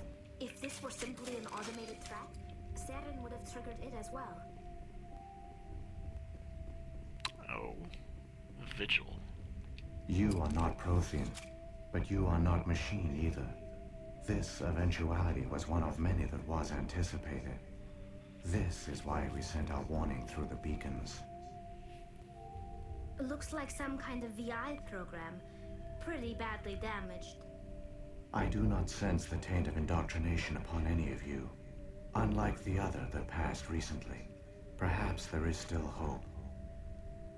This is incredible. An actual Prothean VI, and I can understand it. I have been monitoring your communications since you arrived at this facility. I have translated my output into a format you will comprehend. My name is Vigil. You are safe here for the moment, but that is likely to change. Soon, nowhere will be safe. Alright, well, what are you? Are you some kind of artificial intelligence program? I am an advanced non-organic analysis system, with personality imprints from Kesad Aishan, Chief Overseer of the Ilos Research Facility. Alright. Why did you bring me here? You must break a cycle that has continued for millions of years. But to stop it, you must understand, or you will make the same mistakes we did. The Citadel is the heart of your civilization and the seat of government, as it was with us, and as it has been with every civilization that came before us. But the Citadel is a trap. The station is actually an enormous mass relay, one that links to dark space, the empty void beyond the galaxy's horizon. When the Citadel relay is activated, the Reapers will pour through, and all you know will be destroyed. Oh, great. How come nobody ever noticed the Citadel was an inactive mass relay? The Reapers are careful to keep the greatest secrets of the Citadel hidden. That is why they created a species of seemingly benign organic caretakers.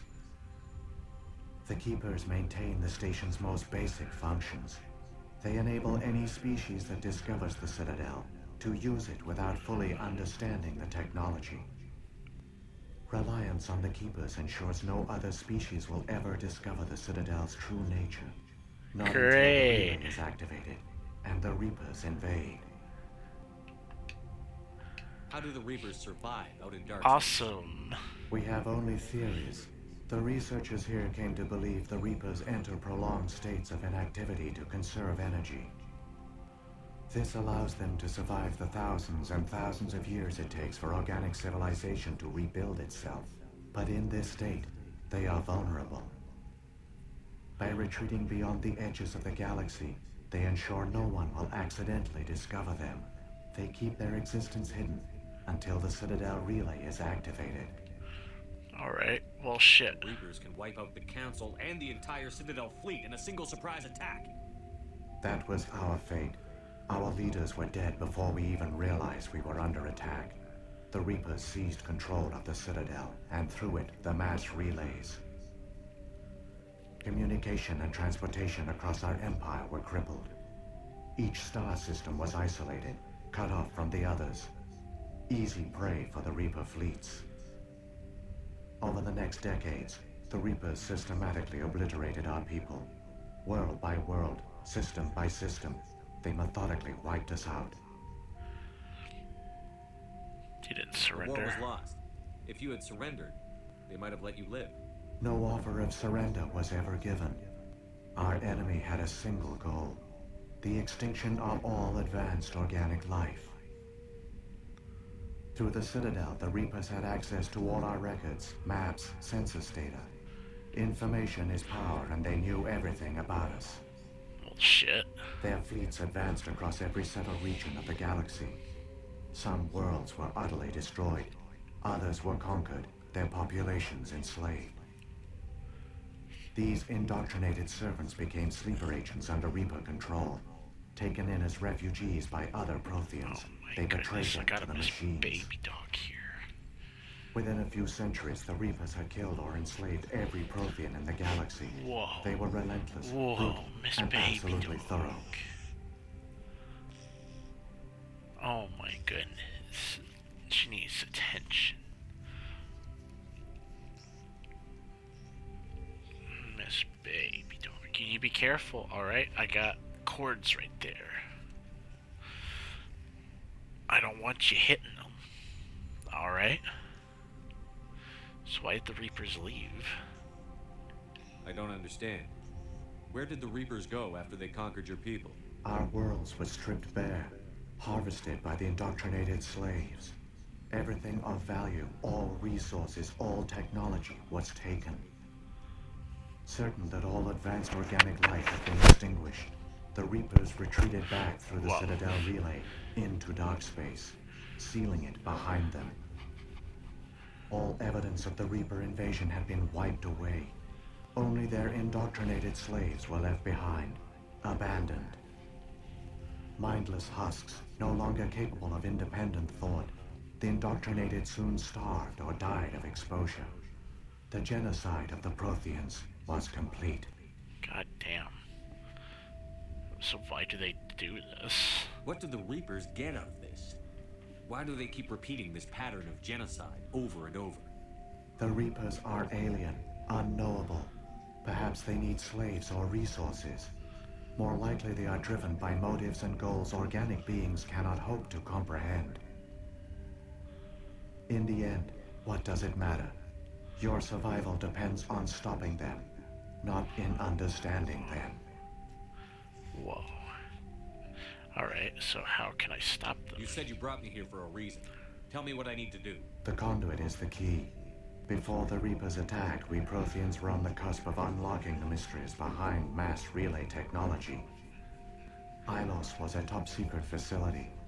Here, researchers worked to create a small-scale version of a mass relay, one that linked directly to the Citadel, the hub of the relay network. The conduit is not a weapon. It is a backdoor onto the Citadel. So they didn't find you? How did you manage to stay hidden? All official records of our project were destroyed in the initial attack on the Citadel. While the Prothean Empire came crashing down, Ilos was spared. We severed all communication with the outside, and our facility went dark. The personnel retreated underground into these archives. To conserve resources, everyone was put into cryogenic stasis. I was programmed to monitor the facility and wake the staff when the danger had passed. But the genocide of an entire species is a long, slow process. Years passed, decades, centuries. The Reapers persisted, and my energy reserves were dwindling. See, you should have fought. We were a few hundred against a galactic invasion fleet. Our only hope was to remain undetected. I began to disable the life support of non-essential personnel. First support staff, then security. One by one, their pods were shut down to conserve energy. Eventually, only the stasis pods of the top scientists remained active. Even these were in danger of failing when the Reapers finally retreated back through the Citadel relay. There were hundreds of stasis pods out there. You just shut them down? You killed them? You were programmed to protect them, not kill them. This outcome was not completely unforeseen. My actions were a result of contingency programming entered on my creation. Damn. I bet they didn't tell the non-essential staff about this contingency. I saved key personnel. When the Reapers retreated, the top researchers were still alive. My actions are the only reason any hope remains. When the researchers woke, they realized the Prothean species was doomed. There were only a dozen individuals left, far too few to sustain a viable population. Yet they vowed to find some way to stop the Reapers from returning, a way to break the cycle forever. And they knew the Keepers were the key. The Keepers? Aren't they under the influence of the Reapers? The Keepers are controlled by the Citadel. Before each invasion, a signal is sent through the station compelling the Keepers to activate the Citadel relay. After decades of feverish study, the scientists discovered a way to alter this signal. Using the conduit, they gained access to the Citadel and made the modifications. This time, when Sovereign sent the signal to the Citadel, the Keepers ignored it. The Reapers are trapped in dark space. Unless Saren can use succeeds. the conduit to bypass all the Citadel's external defenses. Correct. And once inside, he can transfer control of the station to Sovereign. Sovereign will override the Citadel systems and manually open the relay, and the cycle of extinction will begin again. Well, can you help me? Is there any way we can stop them? There's a data file in my console. Take a copy when you go. When you reach the Citadel's master control unit, upload it to the station. It will corrupt the Citadel's security protocols and give you temporary control of the station. It might give you a chance against Sovereign. Wait, where's the Citadel's master control unit? I've never heard of anything like that. Through the conduit, follow Saren. He will lead you to your destination. Alright. If the Reapers are trapped in dark space, how did Sovereign get here? Yeah. It is logical to assume the Reapers would leave one of their own behind after each extinction. A sentinel to pave the way for their inevitable return. Like those in dark space, Sovereign probably spent most of the last 50,000 years in a state of hibernation. Periodically, it would wake to analyze the situation. Keeping its existence hidden, it would evaluate the state of galactic civilization. And when the time was right, it would signal the Citadel and usher like in that the next one Reaper little invasion. thing I read But this about the time signal humans failed. seeing that The like Keepers did not respond. squid-like Sovereign's allies were ship. trapped in the void. Alone, it was forced to try and discover what had gone wrong. Sovereign's the largest ship in the galaxy. Why all this secrecy? Why not just attack the Citadel? Sovereign is not invincible.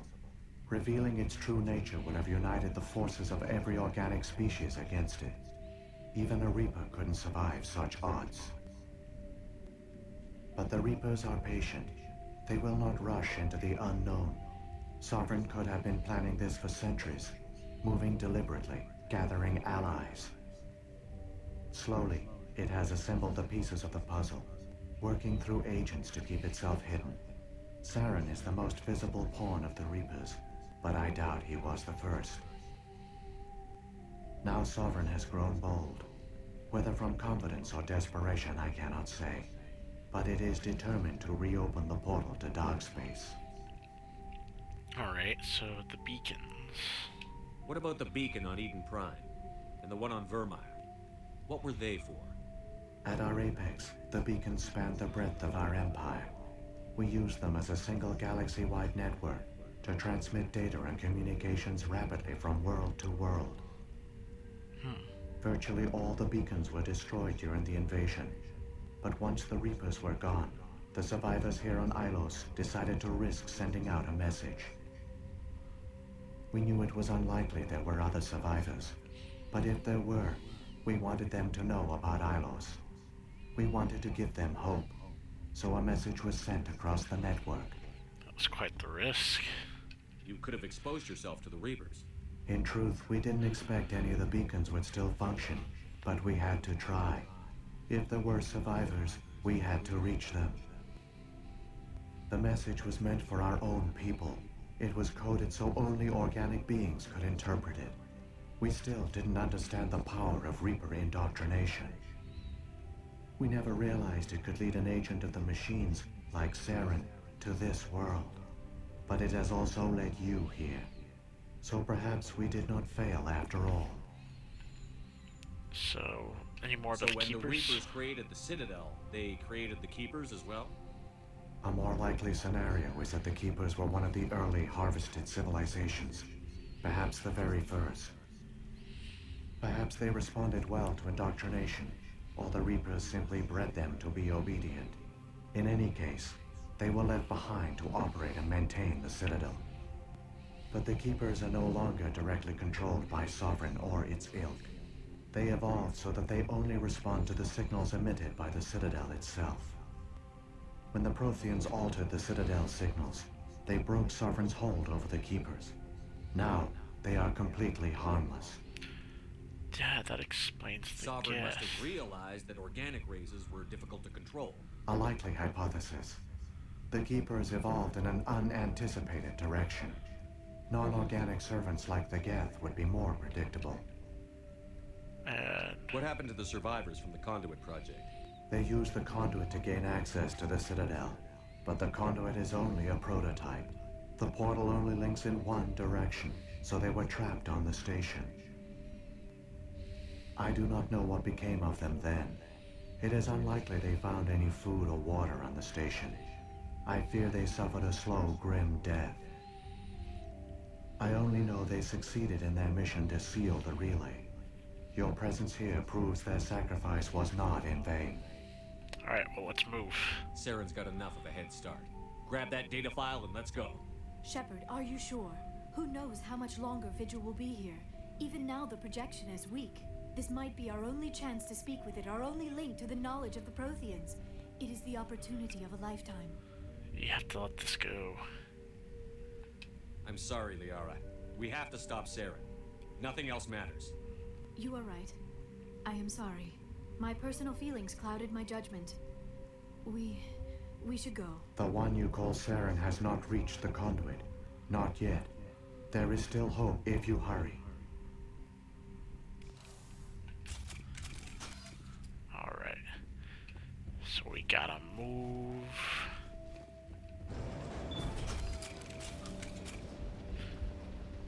We're almost there. All their culture, all their advanced technology, and the Protheans were taken in by the Reapers just as we were. They failed. Just like my people. But they also gave us a chance to save ourselves. We must hurry. Yeah. Alright. I'm going to take a minute because I need to take a baby dog to go potty. So I will be right back after I get that done.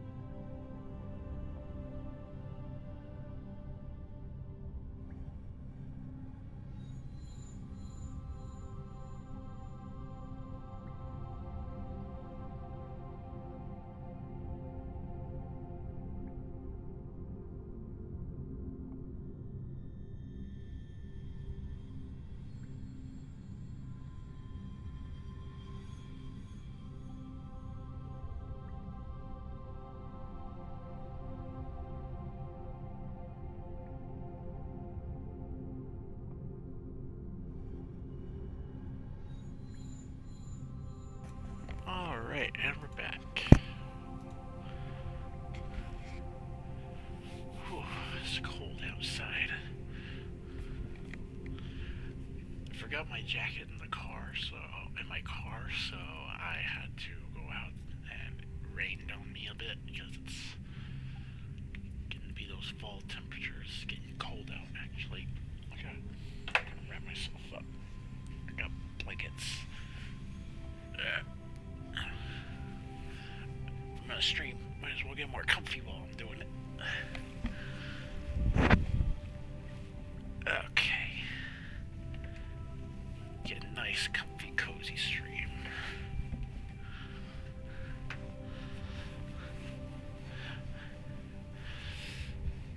Ah, that's nice. Just getting myself wrapped up in a comforter in my office chair.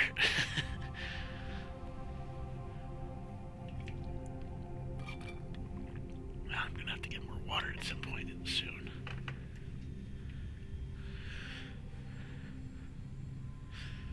But let's get back to what we were doing here. Excuse me, pulse rifle.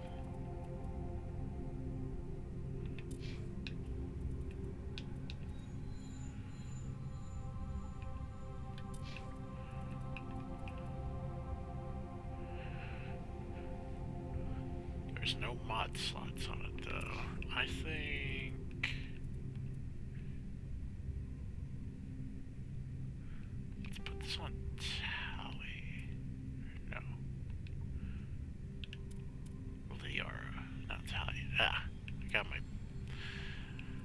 I saw the name. I saw both names and I got them mixed up.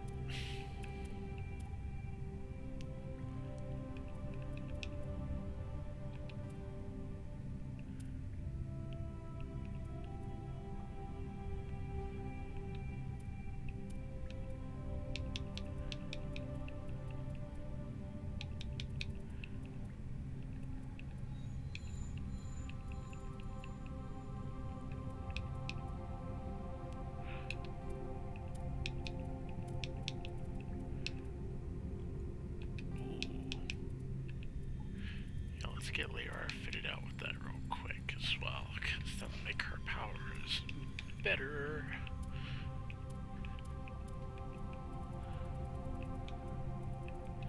I wasn't expecting to see Geth pulse rifle. Nice. Alright. Well, let's keep it moving. We're almost to the end. Actually, shit, did I get my grenades switched out? I did. Alright.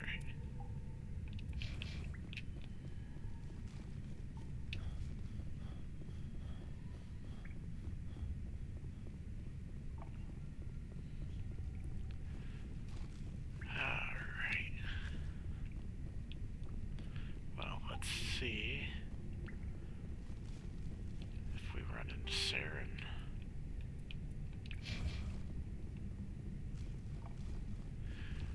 Hopefully this is still somewhat short, because I really don't want to have to, like, think about continuing through the rest of this if I need the Mako for it. Because I've already run so far. If I left it behind on accident, that's on me, but I'm still gonna be so upset if I find out I didn't have to leave it behind. But it's looking like that might not, or it might be the case.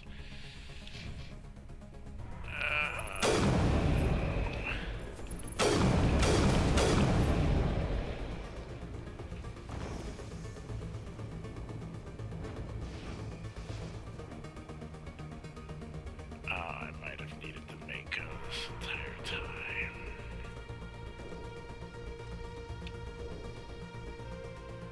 Maybe. This doesn't seem like it's going to be as big. I at least hope.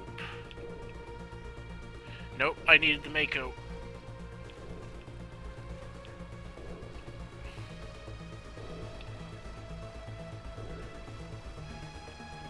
Yeah, I definitely needed the Mako. Shit.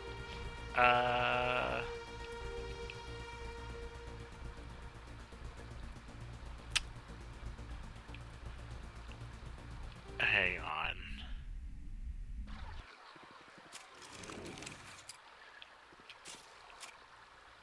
Shit. Have I accidentally fucked myself here?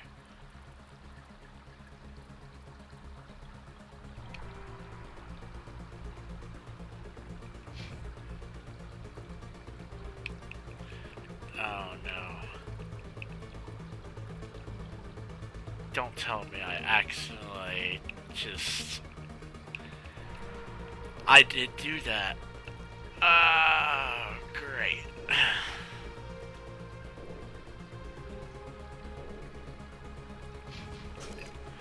Maybe there's a way I can still get through this. I have to believe.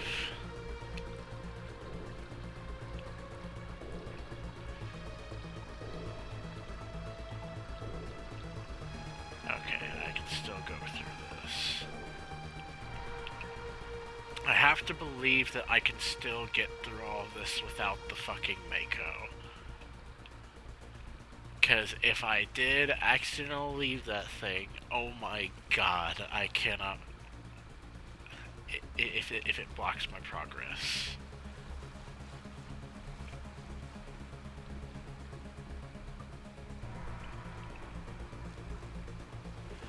I just don't need the game blocking my progress because I forgot this thing by accident. Get down! Especially with there's no way to like seemingly call it unless there is. Hang on, I'm gonna look this up.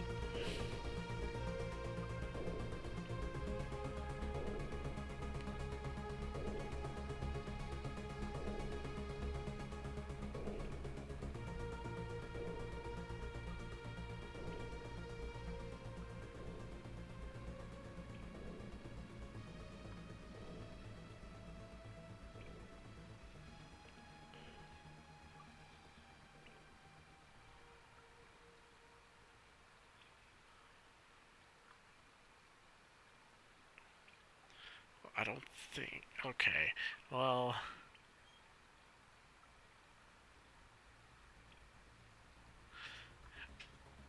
I like how I'm seeing a bunch of the stuff with the Mako that's just like, help, I fucked up with the Mako. Alright, well, if we reach a point where we can't seem to get any further without it, I'm gonna go do some diving through guides to see if there's some way to fix my mistake. Either that or I'm gonna have to go back through another save.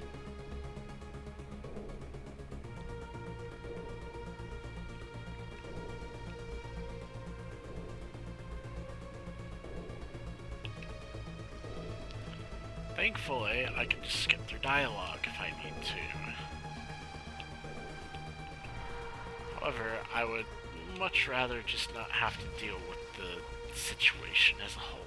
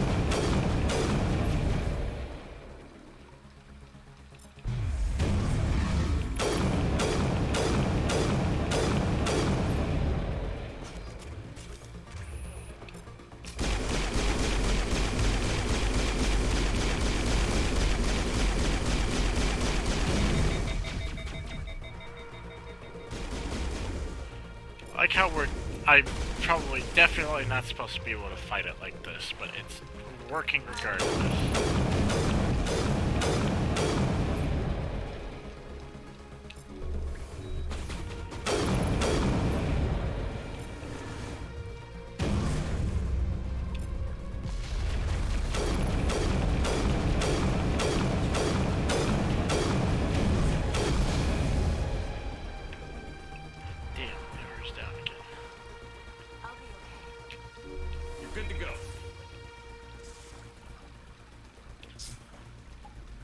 Definitely not supposed to be able to fight a Colossus like that, but we did it anyway.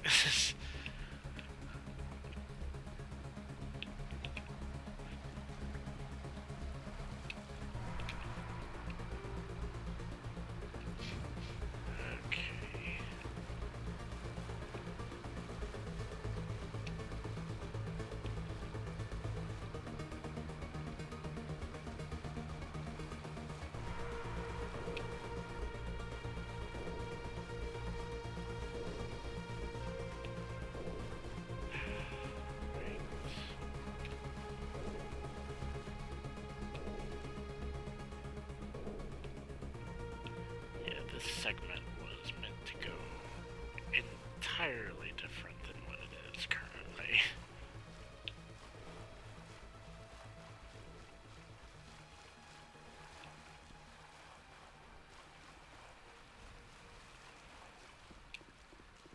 Which, again, my bad. But hey, if anything, gives us room to chat if anyone wants to. How's the week been going? How's everyone's lives been? That sort of thing.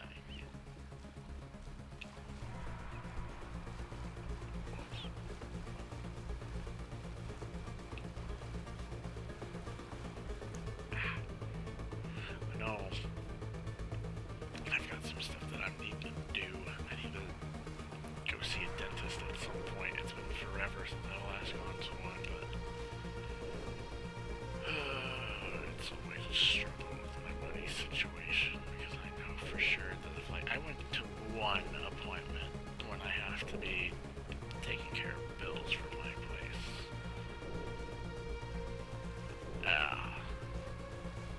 It would gut me. I hate that it's a bad, but it would gut me.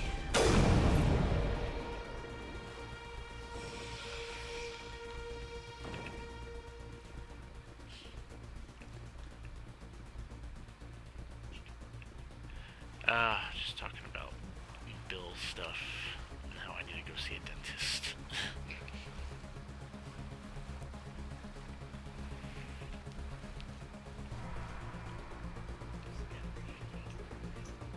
Yeah. Get him looked at.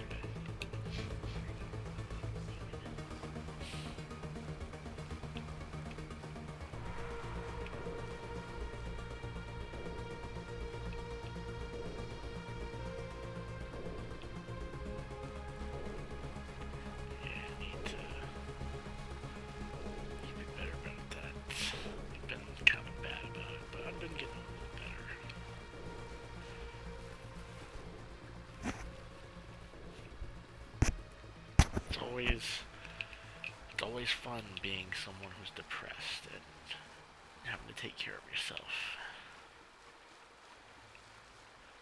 It's not that the taking care of yourself part is bad. It's about getting yourself motivated for it.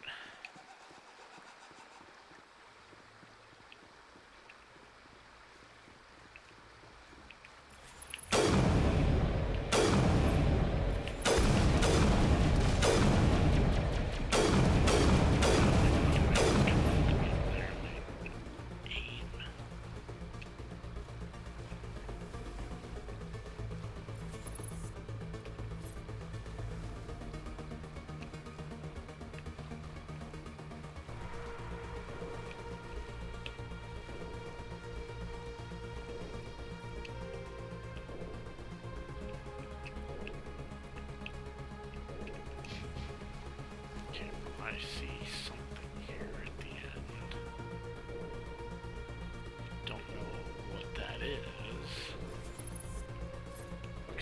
be a shield.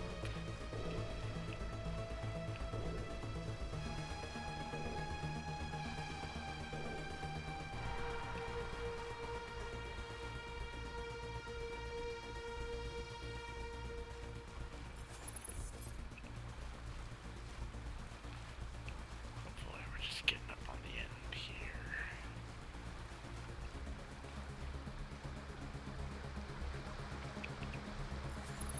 Oh shit, yep, we're right at the end. There, the conduit. It's incredible. We don't have time to admire the view. We have to get through that relay, and these Geth aren't gonna make it easy on us.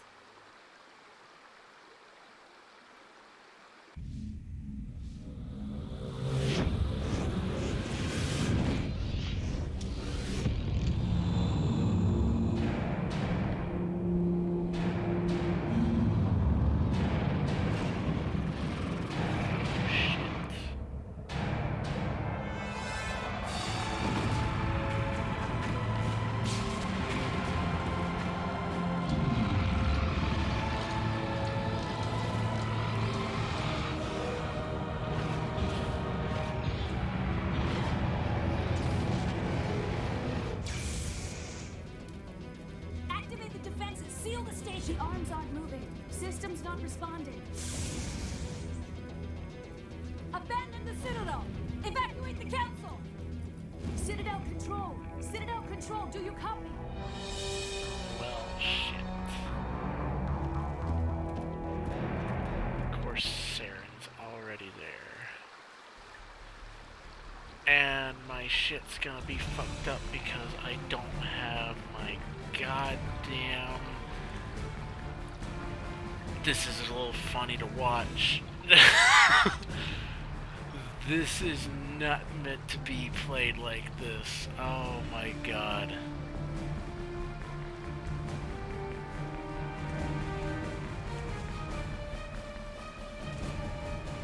Yeah, no, I definitely messed up on this one.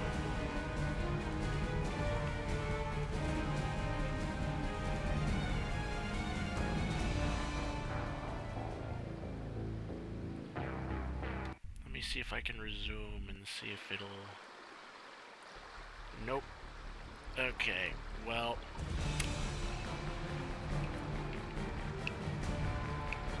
Let's just,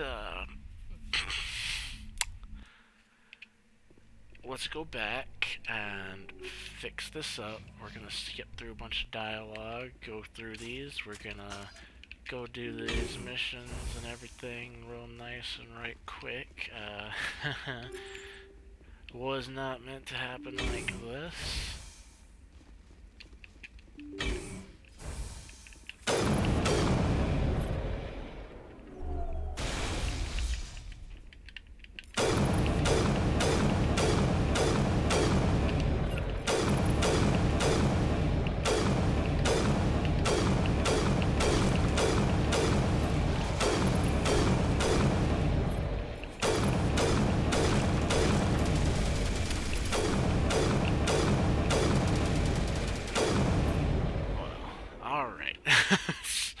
So, yeah, that wasn't supposed to happen the way it just happened. I definitely messed that up.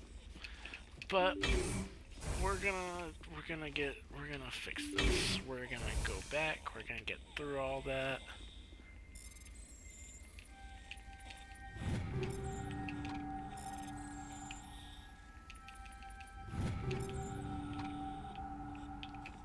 Yes, sir. Hello, I'm trying...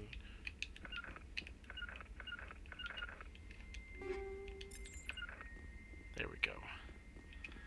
Alright, well, yeah, we'll just run through everything real quick. And try to get back to that spot, which I can't Rescuers? believe... We've been I tracking. need to know what's going How on. do you... Everything was going fine until a few days ago. They're supposed... The Thorian... I've heard Look, all I need. But... The Vic... Open fire. Open fire!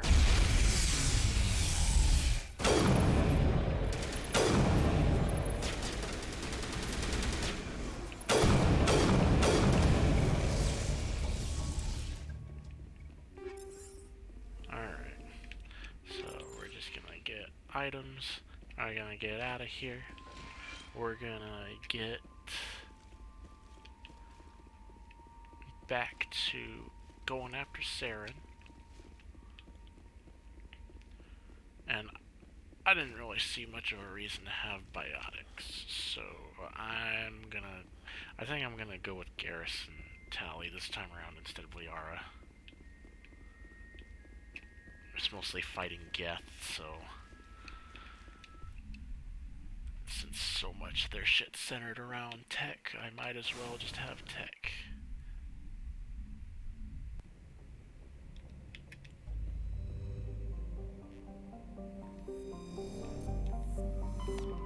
Alright, well, Hylos, here we come. I still can't believe that happened the way that it did.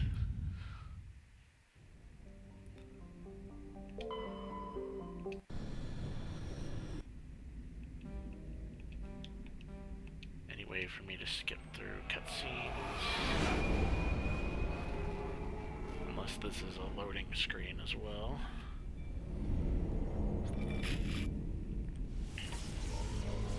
Or it's just like skippable. Any number of those things, really.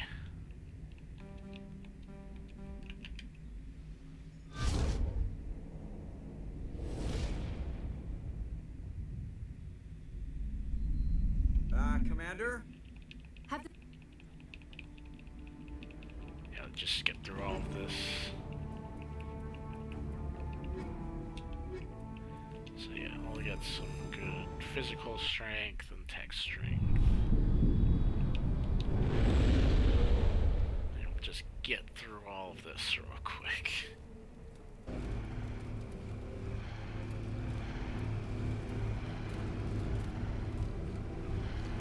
And now that I have something of an idea of what I'm getting into, I can have a bit of an easier time. Keep moving inside now.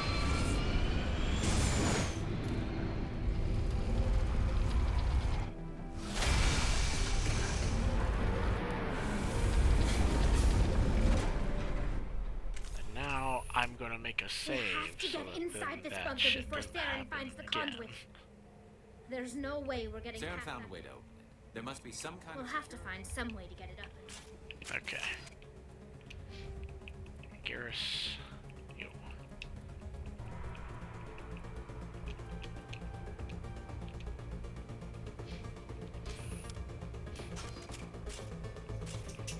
So let's. Can I not save here? I don't think I can.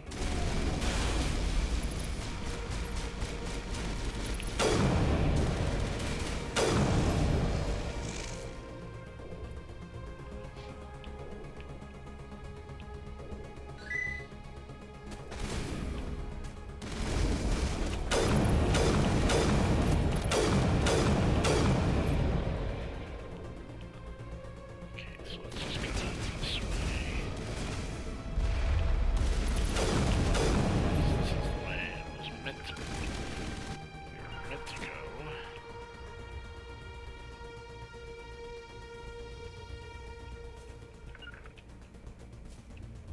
Is everyone catching up to me? What's happening? What are you guys doing? There you are. Alright.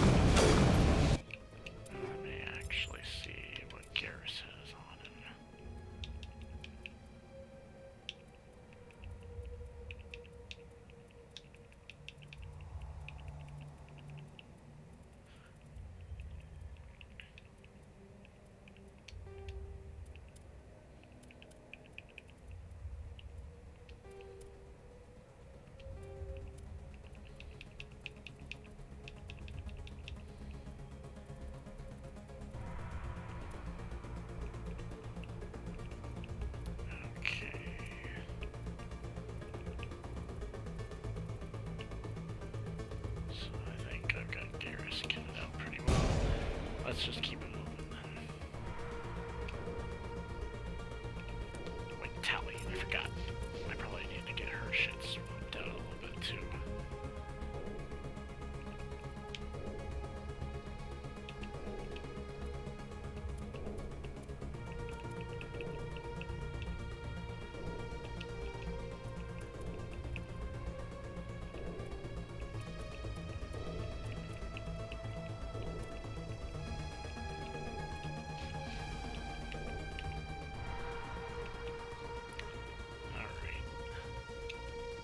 Keep it moving. Just sweep through this place, get everything done that we got done before, just do it quicker.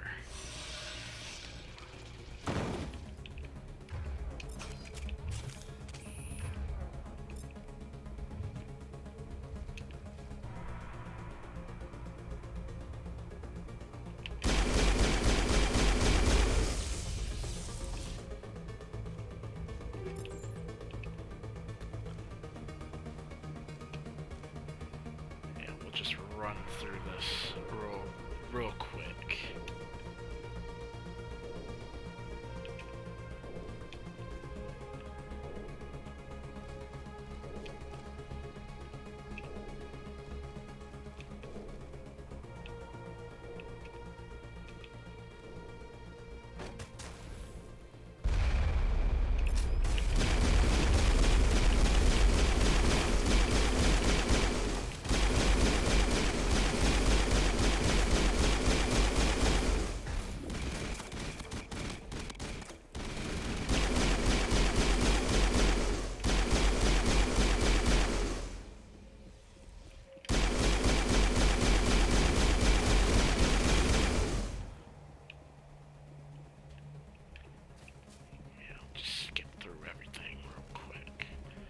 We don't need to go up there, that's just more items, which I don't need anymore.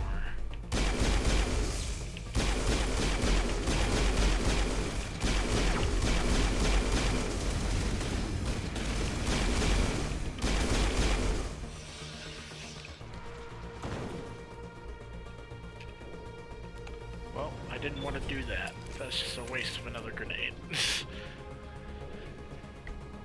I will say, it sucks how many grenades I've accidentally wasted. Kind of funny how it must be running off its own generator. Made them pull out their weapons. Center for the entire complex. Salem's troops must have sealed the doors from here after he went inside. We'll have to figure out how to disengage the security lockdown if we ever want to get inside that bunker.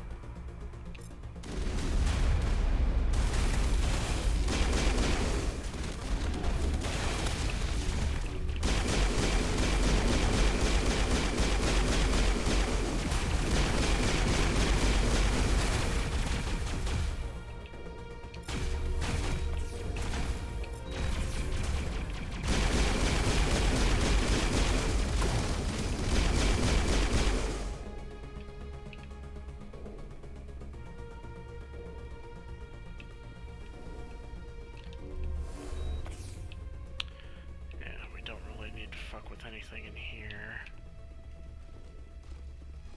I honestly don't know what those armature repair stations would even do for me. Honest to God. There's no way to really get to them before that stuff spawns. Unless you... Hold on. It's Cannot be stopped.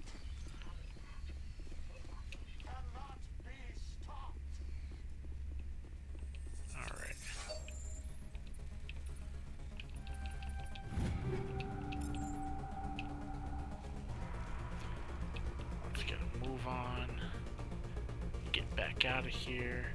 We're gonna chase Saren and in half the time that we did originally. Hell, if even less than that. Ooh. Dropping my boy. My boy.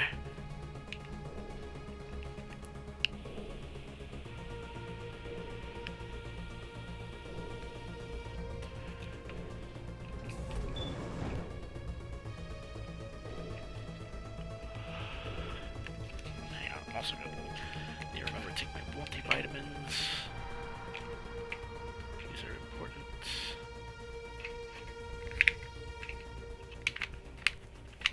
Especially since I didn't eat them earlier.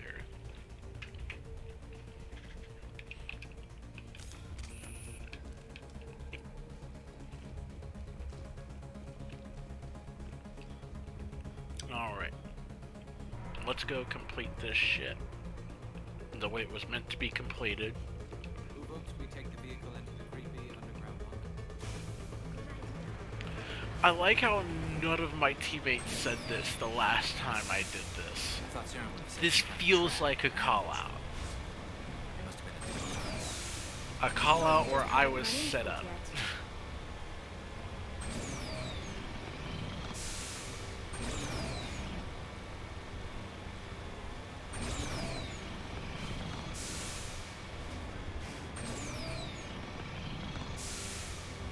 What are all those things on the wall?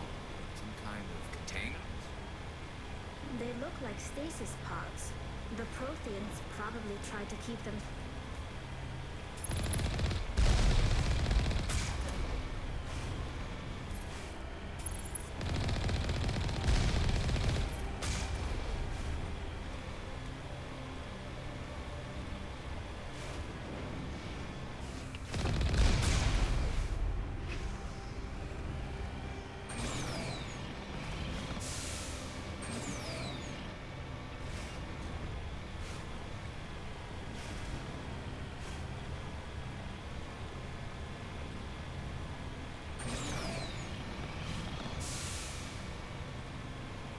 What's happening?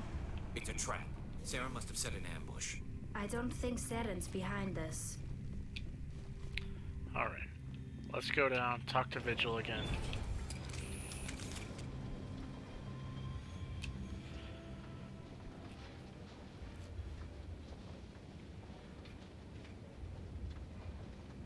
If this were simply an automated trap, Saren would have triggered it. What do you think this is?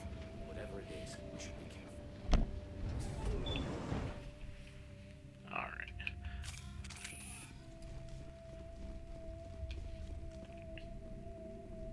You are not my name is Vigil. You are safe. I am an advanced you must but when the Citadel relay, the reliance on the keep. We have this by retreating beyond that will communicate over the next decades. Some of you must have managed To the Citadel fleet these in within a few centuries. Our all mindless husk. In the end. You said The you Conduit's not a weapon. It's a backdoor onto the Citadel. How did you manage all this? of we severed all to conserve but the genocide of an end. We should have I began eventually. There were hundreds of. This when yet they vowed to find some way to stop the reap. I still don't The understand what's going conduit on. gives him the key after death. This time, when Sovereign sent the signal to the Citadel, Saren must the have one some- you call Saren will use the Sovereign will override. Is As there that any- it will through the conduit. Follow Saren. The Saren's one got you enough. call. Okay. Well, I got all the previous information again. Let's go.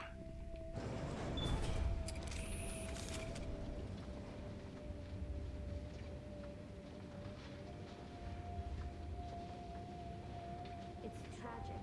For all their great achievements, the Protheans lost everything, just like my people. Even their last plan failed. The Protheans did not fail. They gave up. It falls to us to make the most of it. So I suggest we hurry. Yeah, let's get going. Especially since I fucked up the last chance. The previous chance that we just had.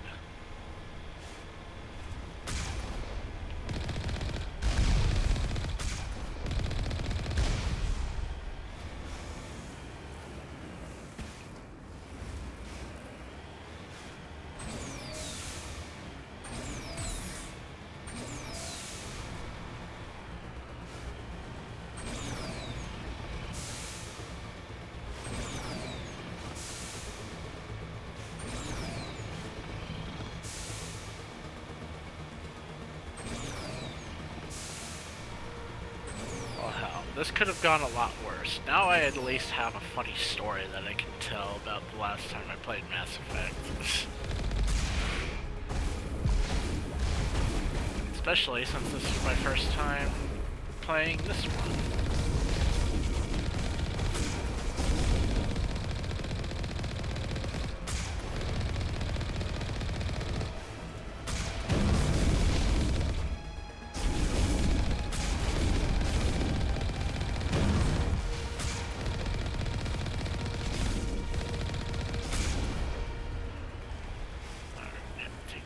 Get out.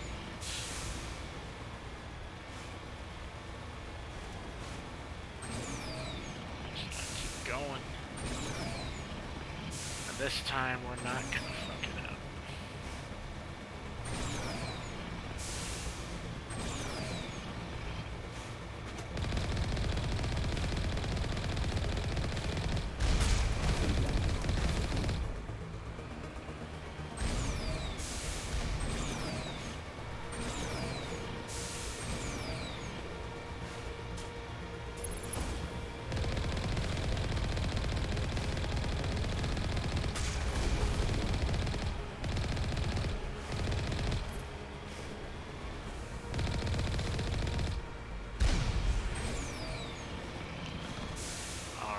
Got it this time.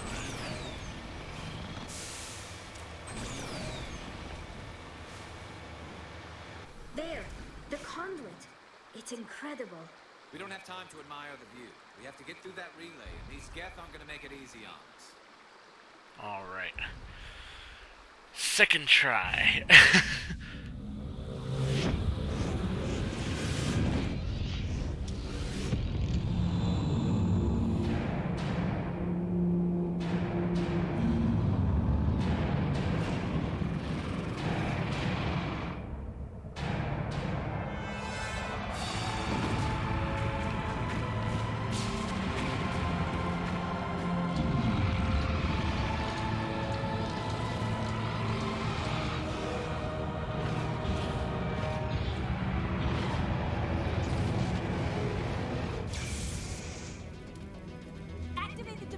Seal the station. The arms aren't moving. System's not responding. Abandon the Citadel! Evacuate the Council! Citadel Control! Citadel Control, do you copy?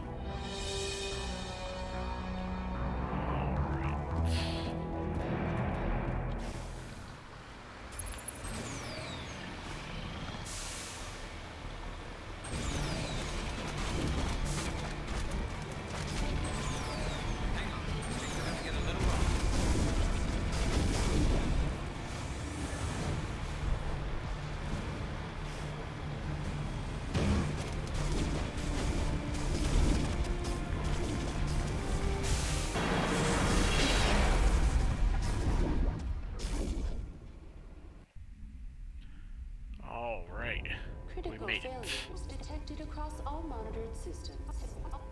Please begin emergency evacuation.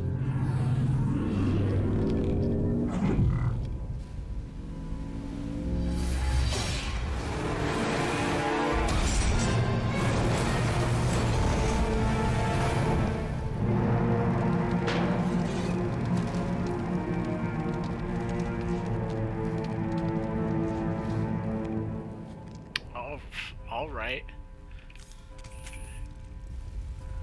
Well, there we go.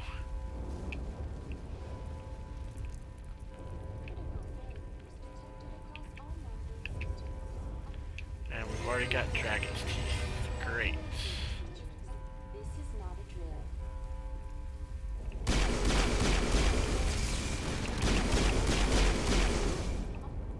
Please begin. The Presidium is experiencing severe system malfunctions across the entire level. All non-emergency personnel must evacuate immediately. Give me a rundown of the damage. We have lost all primary power to the level. Environmental controls are not responding. Class 3 fires are burning in sectors 2, 3, 6, and 7. Civilian casualties are high. I am also detecting numerous unauthorized synthetic life forms throughout the station. They are believed to be shit's hostile. looking bad. Please approach with caution. What happened to the council? In accordance with standard emergency procedures, the council has been evacuated to the Destiny Ascension. What about Captain Anderson and Ambassador Udina? What happened to them? I have no information on the status of specific individuals.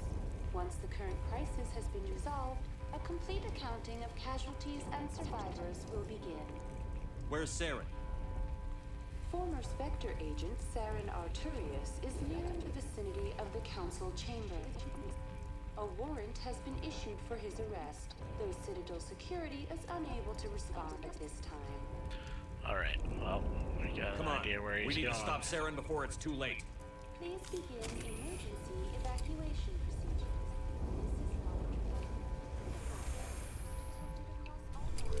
This is Robert.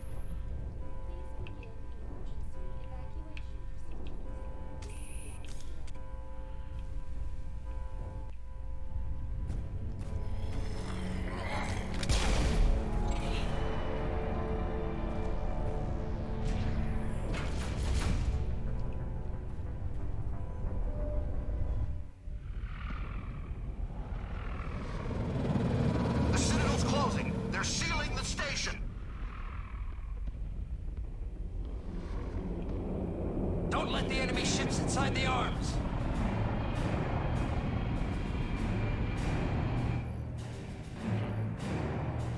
Alright.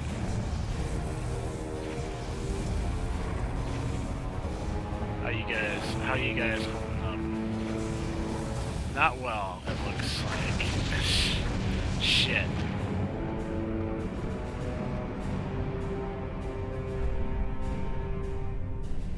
Oh shit. Sovereign is inside.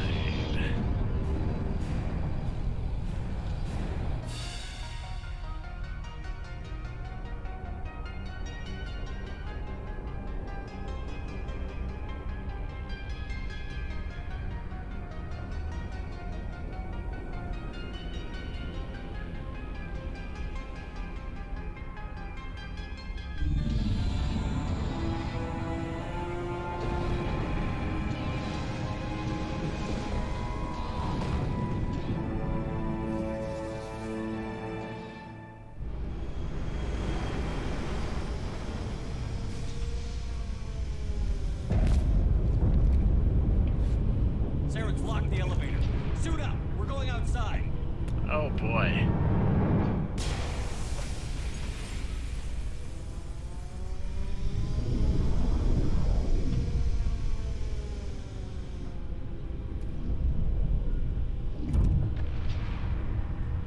Oh, fun.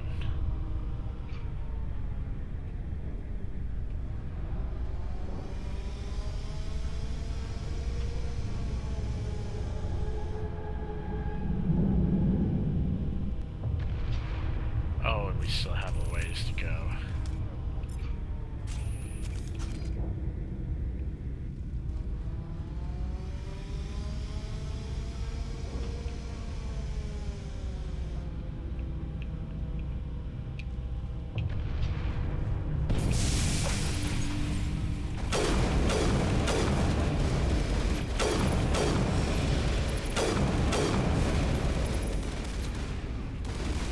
Let's mow them all down.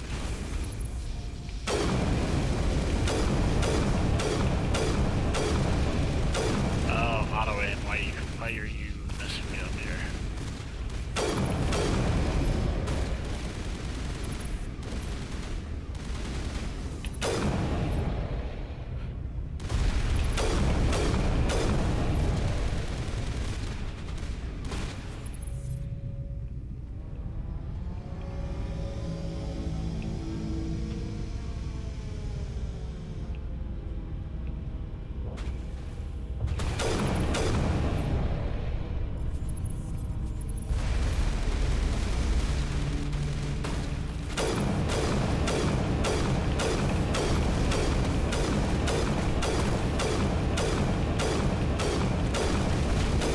Okay, just go down. Just go down. Stop fighting.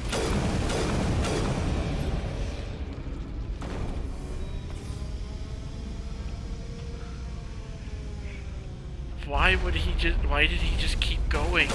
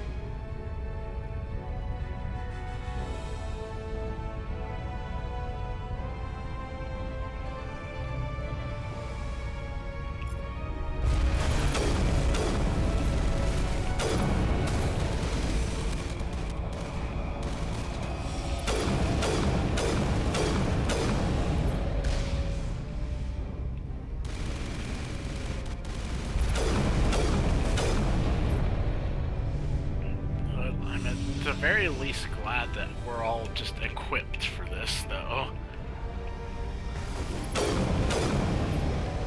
Because that would have been a nightmare if we were doing this and the combat sequences ended up being way harder.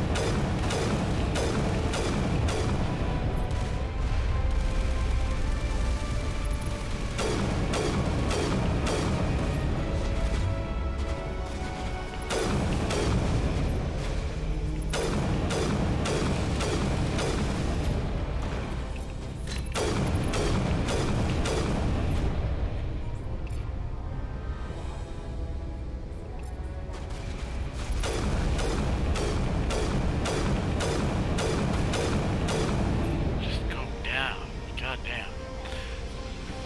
I will say, not having to deal with those turrets is nice, but those Krogan sure are fucking difficult.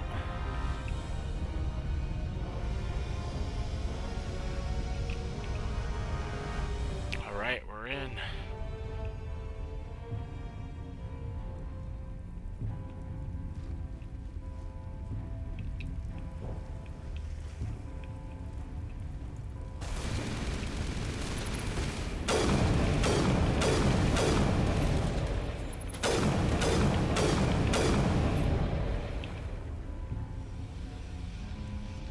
I hear a little bit of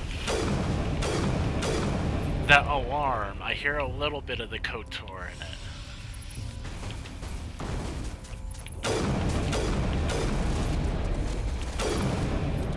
It's been a minute since I played it, but I do recognize that alarm sound.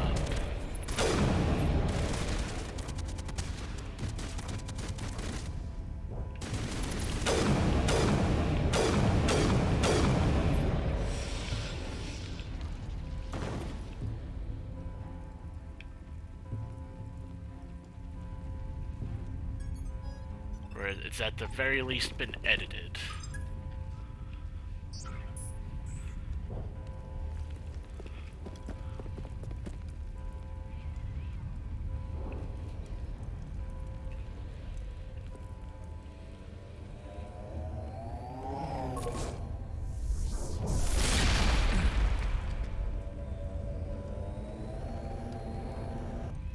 I was afraid you wouldn't make it in time, Shepard.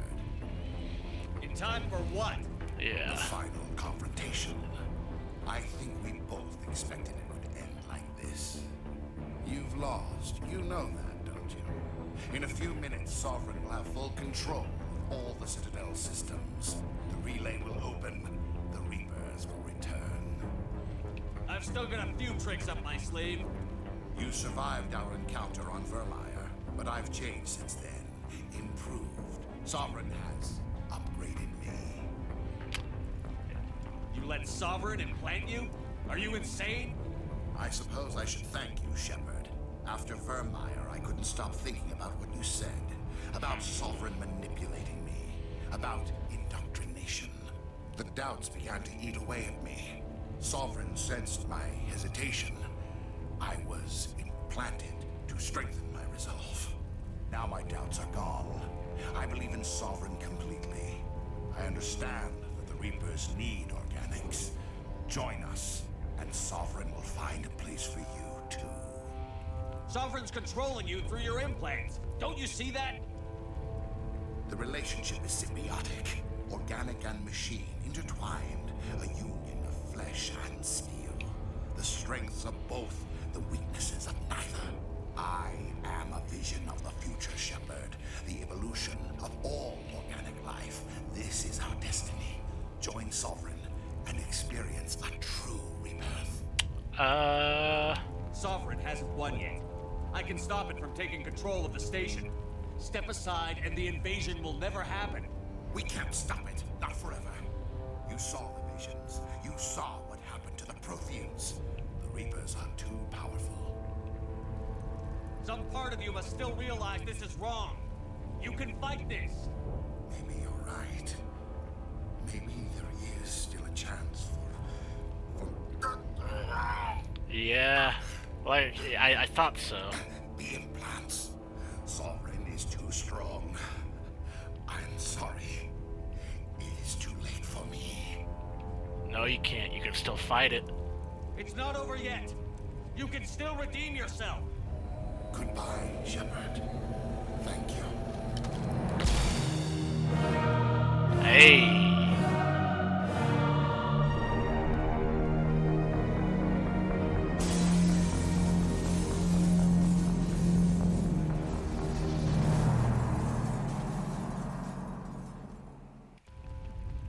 Didn't even have to fight him. Fucking just like, man offed himself.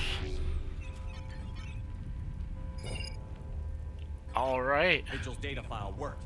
I've got control of all systems. Quick, open the station's arms. Maybe the fleet can take Sovereign down. See if you can open a communications channel. The Destiny Ascension. Main drives offline. Kinetic barriers down 40%. The Council is on board. I repeat, the Council is on board. Normandy to the Citadel. Normandy to the Citadel. Please tell me that's you, Commander. I'm here, Joker. We caught that distress call, Commander. I'm sitting here in the Endura sector with the entire Arcturus fleet. We can save the Ascension. Just unlock the relays around the Citadel and we'll send the cavalry in. Are you sure about this, Shepard? Human casualties will be very high if you send your fleet in now. This is bigger than humanity. Sovereign's a threat to every organic species in the galaxy. True. That's why you can't waste reinforcements trying to save the Council. You must hold them back until the Citadel arms open up and the human fleet can go after Sovereign. What's the order, Commander? Come in now to save the Ascension, or hold back? We gotta save the Council. Opening the relays now, Joker. We need to save the Ascension, no matter what the cost. I hope the Council appreciates this. They better. Alliance ships, move in. Save the Destiny Ascension.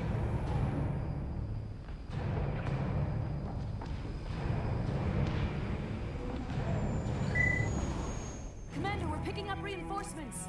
It's the Alliance. Thank the goddess. Can't just let them die.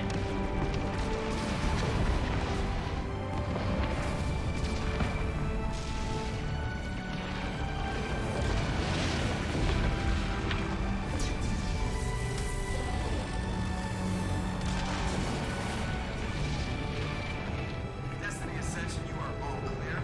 Repeat, you are all clear. The Citadel's opening. All ships move in. Concentrate on Sovereign.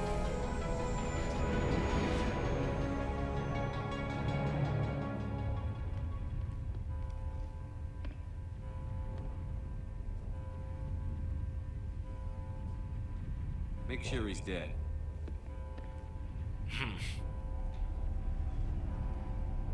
Oh god, what the fuck are we gonna have to actually fight? Is he gonna reanimate him?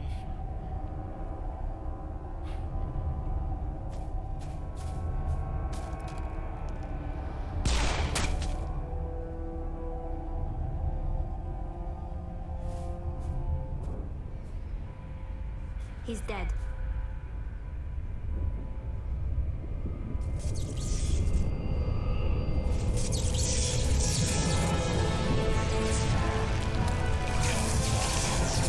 Of course it's gonna reanimate him.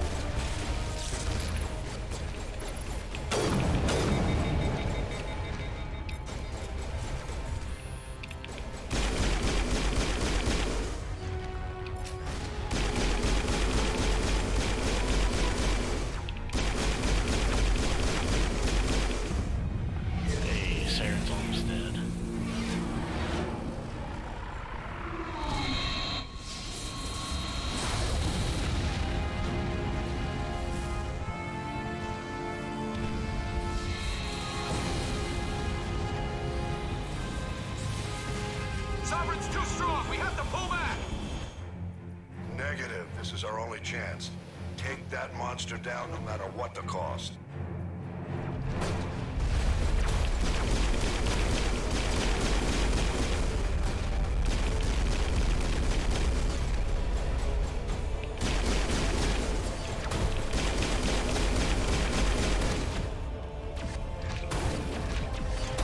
Here, tally. AI hack. Oh, well, that was wasted.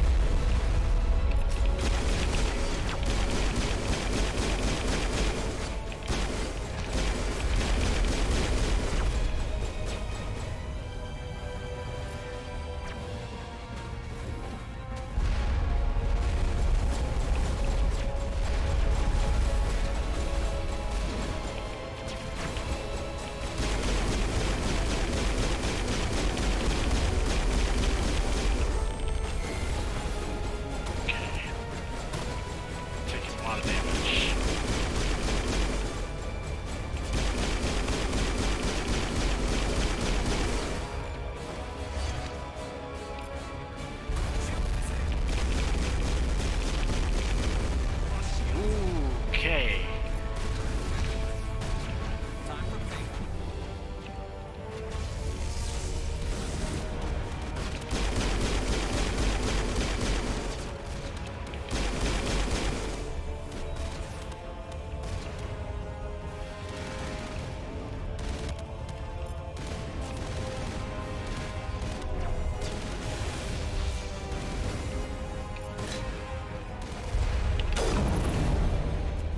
Alright, it's fucking dead, finally.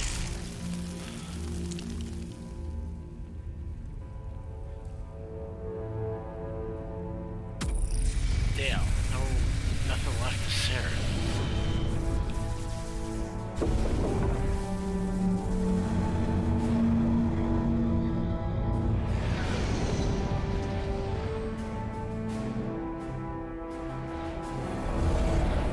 Its shields are down. Now's our chance. Hit it with everything we got.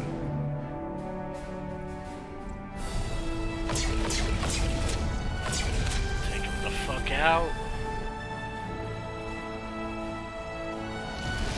Guard on my flank. We're going in.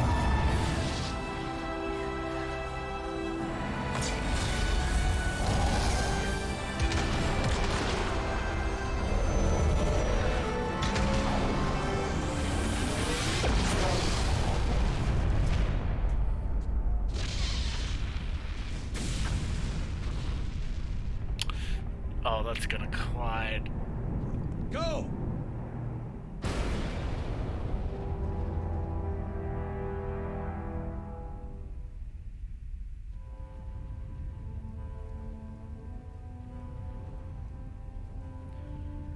Yo, everyone good?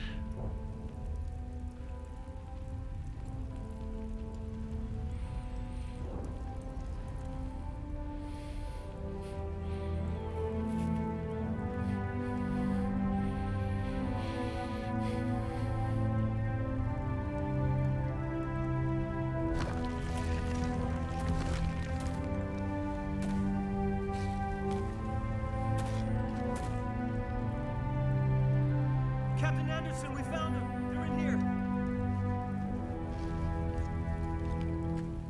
Hey, Anderson. Take it easy. It's over. You're safe now. Where's the commander?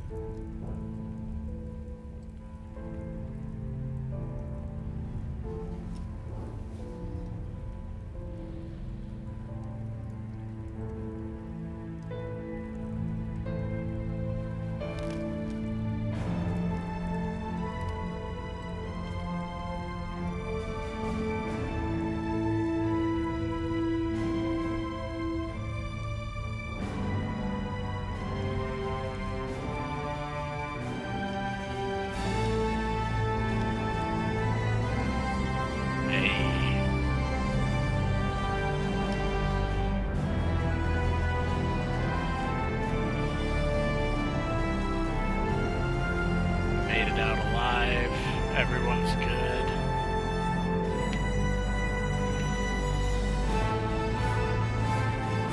That's a smug-ass looking fucking smirk. Ambassador, Captain, Commander Shepard. We have gathered here to recognize the enormous contributions of the Alliance forces in the war against Sovereign and the Geth. Many humans lost their lives in the battle to save the Citadel. Brave and courageous soldiers who willingly gave their lives so that we, the Council, might live. There is no greater sacrifice, and we share your grief over the tragic loss of so many noble men and women. The Council also owes you a great personal debt, Commander, one we can never repay. You saved not just our lives, but the lives of billions from Sovereign and the Reapers. Commander Shepard, your heroic and selfless actions serve as a symbol of everything humanity and the Alliance stand for. And though we cannot bring back those valiant soldiers who gave their lives to save ours, we can honor their memories through our getting the actions. political lip Humanity service has shown paid. it is ready to stand as a defender and protector of the galaxy. You have proved you are worthy to join our ranks and serve beside us on the Citadel Council. Counselor, on behalf of humanity and the Alliance, we thank you for this prestigious honor and humbly accept. We will need a list of potential candidates to fill humanity's seat on the Council. Given all that has happened, I am sure your recommendation will carry a great deal of weight, Commander. Do you support any particular candidate? Let's go Anderson, because Udina's a bitch. We need someone with the courage to stand up for what he believes in. Someone like Captain Anderson. Him? You must be joking. Anderson prefers to let his fists do the talking. Only with you, Ambassador. Only with you. Are you sure about this, Commander? The captain's a soldier, not a politician. Yeah, I'm not picking you. I'd rather have the captain on the council than any politician I know. I think it's an inspired choice. The Council would welcome him with open arms, should he accept. I'm honored, Counselor. I will As gladly humanity's pick that I'll do that everything in renegade my power to option help the Council for move in. Udina. Sovereign's Fuck defeat marks him. the beginning of a new era. He for grounded both me. humanity and the Council. No, this isn't over yet. Sovereign was only a vanguard. The Reaper fleet is still coming. Hundreds of ships, maybe thousands. And I'm gonna find some way to stop them.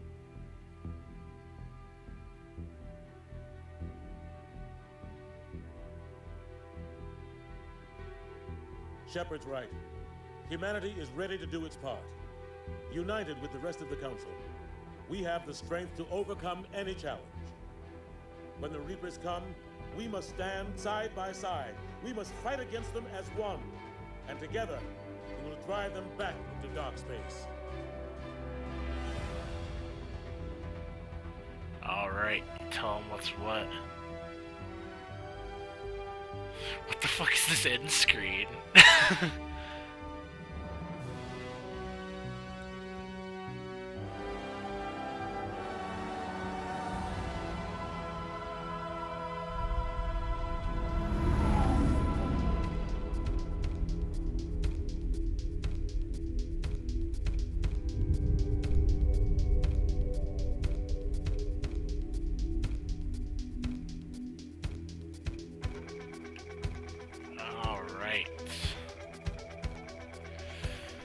That's Mass Effect 1, everybody. It's an interesting start to the series, one that I definitely didn't anticipate. What? I'm gonna mute this just because I'm not sure if this is copyrighted. And I do not need any strikes or anything of the sort.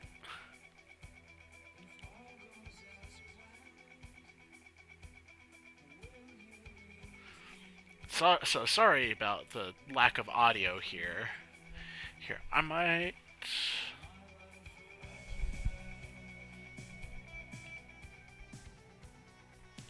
Let me see.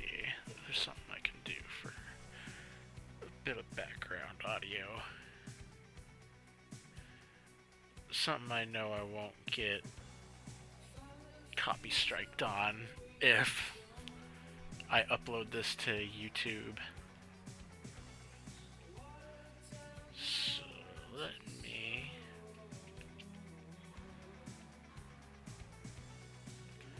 I'm just gonna put some of the Destiny's soundtrack in the back.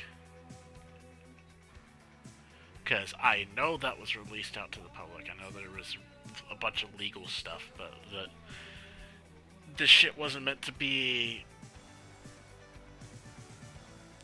fucked with the way it was online and has been for a good minute. I remember seeing the whole thing with that.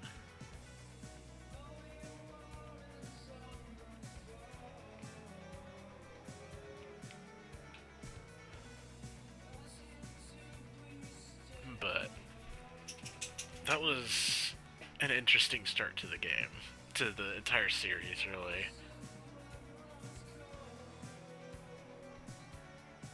Definitely very different from the other two games, though, which I'm kind of glad that it was different. I'm glad that they changed the games over the time that it took to make the series, but I can definitely see where there's a bunch of issues, especially in regards to EA. It sucks. It sucks a bunch of the stuff that ended up happening because of EA and just decisions that trickled down to the devs under them. But I still fucking love this game. It's great. I love this series.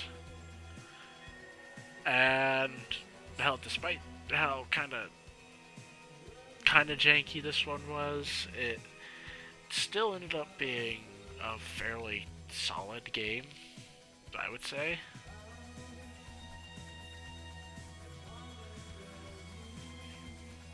Just glad to finally get a proper opportunity to play through it.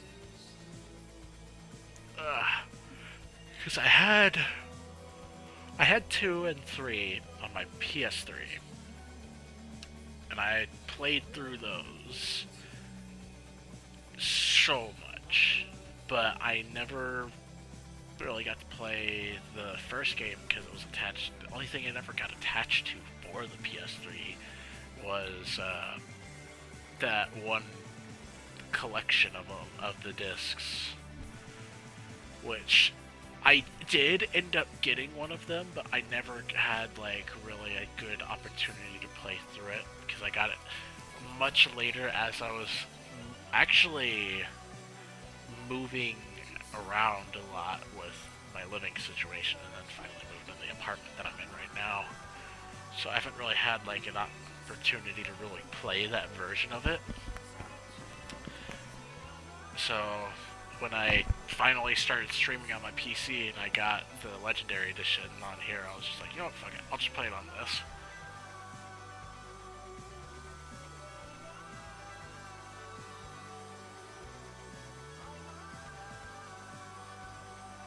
It really sucks that through this credit sequence, though, that we're having to,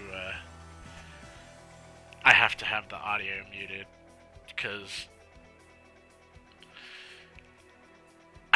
I really don't know if the song that they're playing is, like, copyrighted. I don't need to take that chance. Hell, the only reason why I even got the Destiny music on the back is because I remember they put out stuff saying, like, hey, you can use this soundtrack for your videos and not have it be a problem.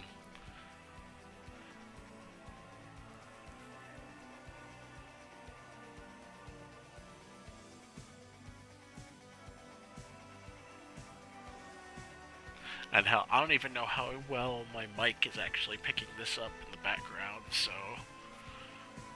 even then it's sort of like, with me talking over it, it's like, it's questionable on if it'll get picked up by like Content ID stuff, if it does at all. If it does, then there's going to be a fucking problem. Especially since I'm not a monetized channel at this point in time.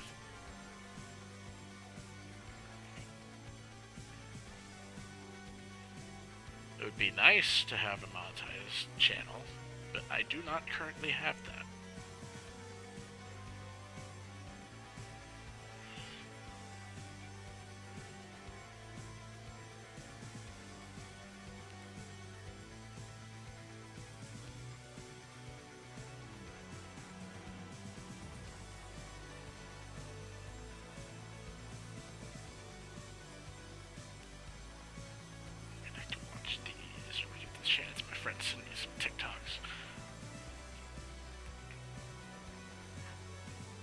So god damn, this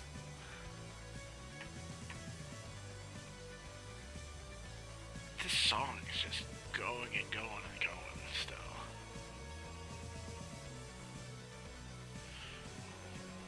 But now that we've got this finished though, I'm probably going to move on after to Mass Effect 2.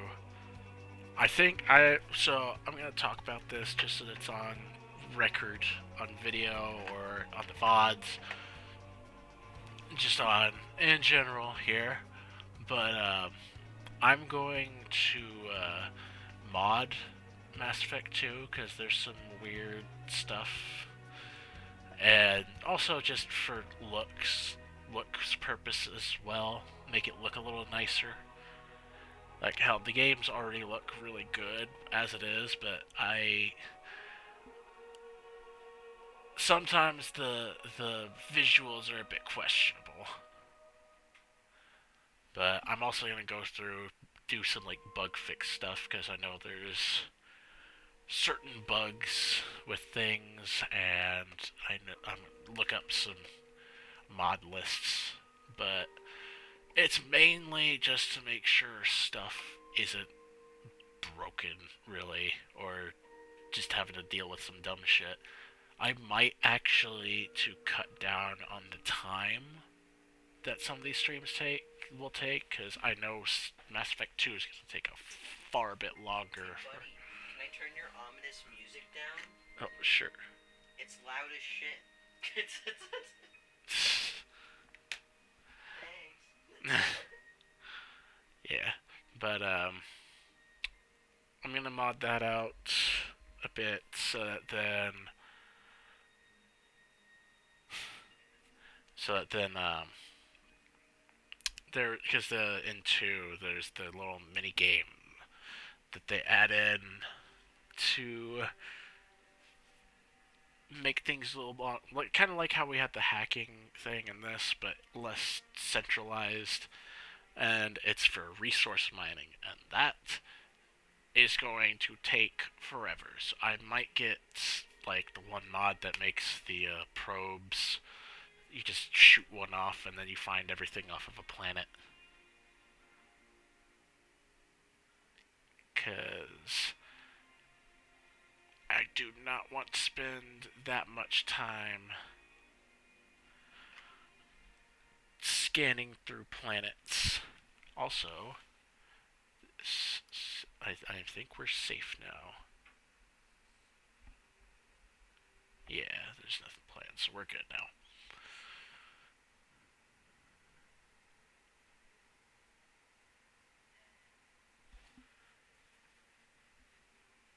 But good game, good game. All right, well that was Mass Effect 1, everyone. So we're gonna carry this series on into Mass Effect 2 here.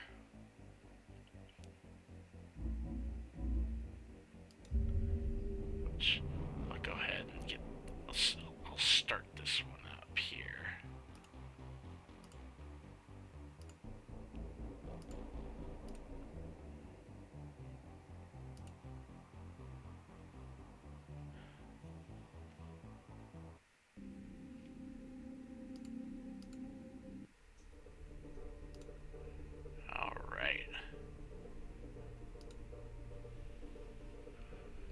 And this is where we'll carry on from.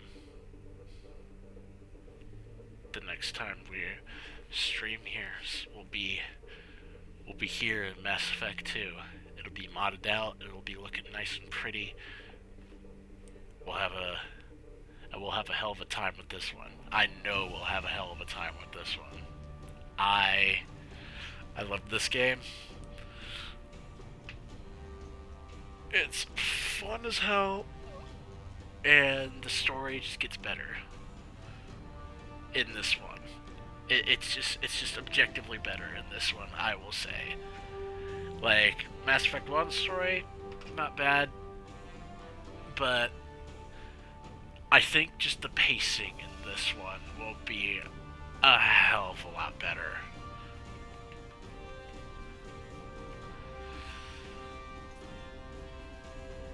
So, I think this is where I'll cut it. I hope you guys enjoyed the stream. I definitely did. I'm looking forward to this. And I hope to see you guys the next time around. Hope you enjoy the rest of your day. Hope anyone who's watching the VODs has enjoyed. I'll see you next time. Bye, guys.